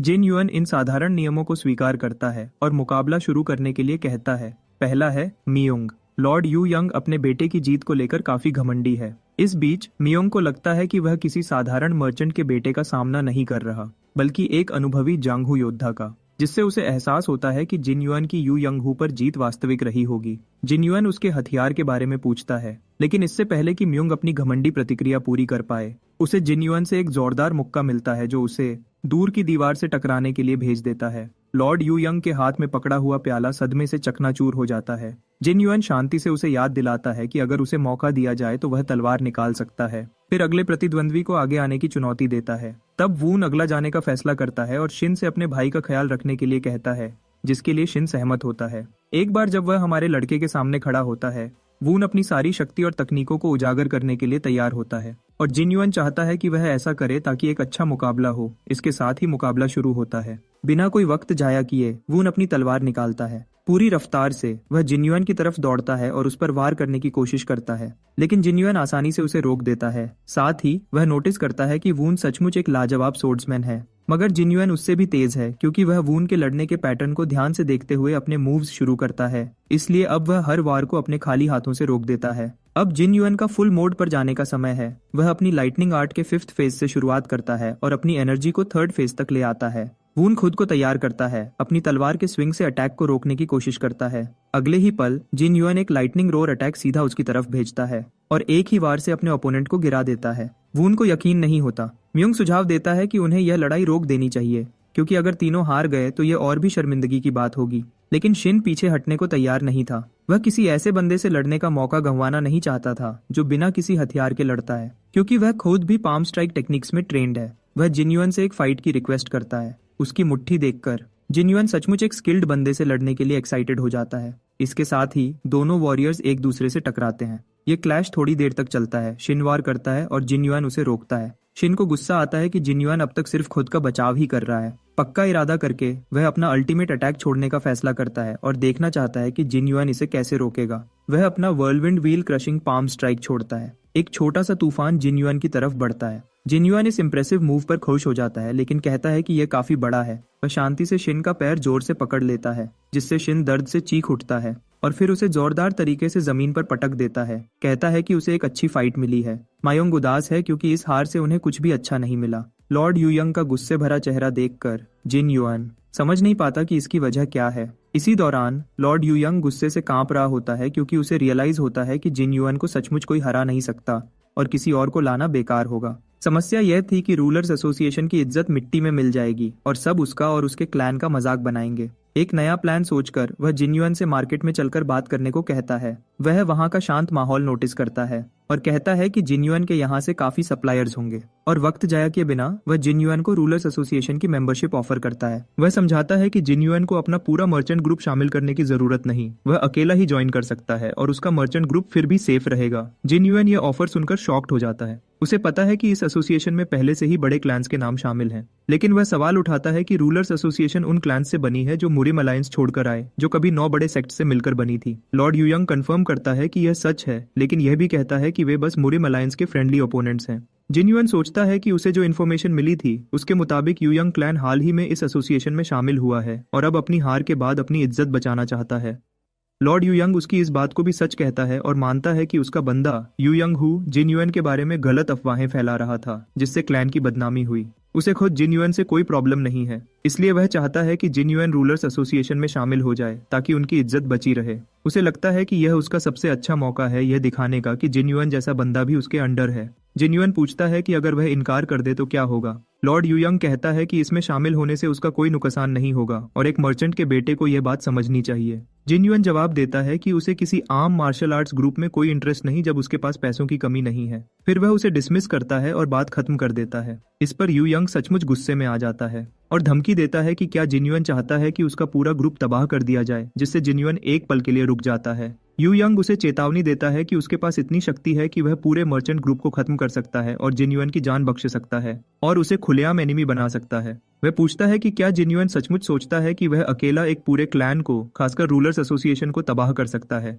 वह अपनी धमकी पूरी भी नहीं कर पाता कि जिन युआन का एक जोरदार पंच उसे लगता है। जिन युआन उसे चेतावनी देता है कि वह पहले उसे मारेगा और फिर उसके पूरे क्लैन को खत्म करेगा। वह यह भी कहता है कि वह सारा इल्जाम यूयंग के बड़े बेटे पर डाल देगा और कहता है कि बेहतर होगा कि यूयंग उसे नहीं आजमाए। लॉर्ड यूयंग में अब भी हिम्मत है कि वह जिन युआन के शब्दों को सबसे गंदा कहता है और उस पर बेशर्म और घटिया होने का इल्जाम लगाता है। इसके साथ ही वह अपना पॉइजन टोड ब्रॉड स्ट्राइक छोड़ता है। यह एक ऐसी टेक्निक है जिसमें यूयंग के स्पेशलिस्ट्स को 4 बड़े क्लैंस के लीडर्स के खिलाफ लड़ने की ट्रेनिंग दी जाती है। उसे यकीन है कि जिन युआन इसकी ताकत के सामने नहीं टिक सकता, लेकिन वह बिल्कुल शॉक्ड हो जाता है जब उसे पता चलता है कि जिन युआन लाइटनिंग स्ट्रोक्स छोड़ रहा है जो उसके जहर को निगल रहे हैं। अगले ही पल जिन युआन उसे इतनी जोर से पंच मारता है कि यूयंग दीवार से टकराता है और खून की उल्टी करते हुए जमीन पर गिर जाता है। जिन युआन कहता है कि यूयंग इतना स्ट्रांग नहीं जितना वह दिखावा करता है। यूयंग उससे कहता है कि अब उसे मार दे, क्योंकि चाहे कुछ भी हो जिन युआन इससे क्लियरली उनका एनिमी बन जाएगा और रूलर्स एसोसिएशन भी उसके पीछे पड़ जाएगी।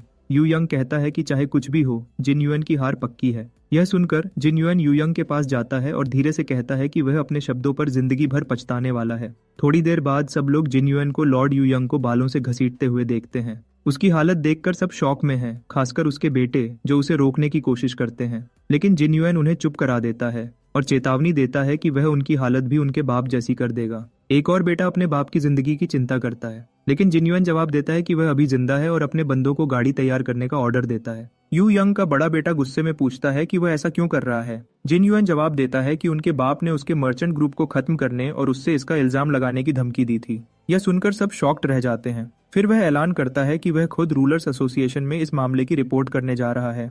वह यूयंग के गार्ड से कहता है कि वे उसके साथ विटनेसेस के तौर पर चलें। उसके आगे बढ़ने से पहले शिन बताता है कि रूलर्स एसोसिएशन का कोई हेडक्वार्टर्स नहीं है। वह जिन युआन को बताता है कि मीटिंग्स अक्सर क्लैन हेड्स के घर पर होती हैं। इस तरह वह मोयंग क्लैन के एस्टेट जा सकता है जो सबसे पास है। इसके साथ वह अपने गार्ड्स और युग ब्रदर्स को ऑर्डर देता है कि वे लॉर्ड यूयंग के चेलों और बेटों पर नजर रखें। फिर वह अपने भाई की तरफ मुड़ता है और उसे आज के इंसिडेंट के बारे में मुरिम अलायंस को रिपोर्ट करने का ऑर्डर देता है। फिर वे सब मोयंग एस्टेट की तरफ चल पड़ते हैं। इसी दौरान बग्घी में यूयंग को रस्सियों से बांधा होता है और पूछता है कि वे कहाँ जा रहे हैं। जिन युआन उसे जवाब देता है। अगले पल यूयंग अपने गार्ड से पानी मांगता है, कहता है कि उसका गला सूख रहा है। गार्ड झिझकता है, सोचता है कि जिन युआन इसकी इजाजत देगा या नहीं, लेकिन जिन युआन यह देखकर शॉक्ड है कि एक क्लैन का लॉर्ड खुद पानी मांग रहा है। फिर भी वह उसकी बात नहीं मानता। उसे रियलाइज होता है कि यह बंदा जरूर एक असैसिन है। इसके साथ वह उसे अपनी लाइटनिंग से जला देता है। फिर ड्राइवर इस इंसिडेंट के बारे में पूछता है, लेकिन जिन युआन उसे गाड़ी चलाते रहने को कहता है। फिर वह एक दूसरे गार्ड की तरफ मुड़ता है और उसके असैसिन एसोसिएशन के बारे में पूछता है।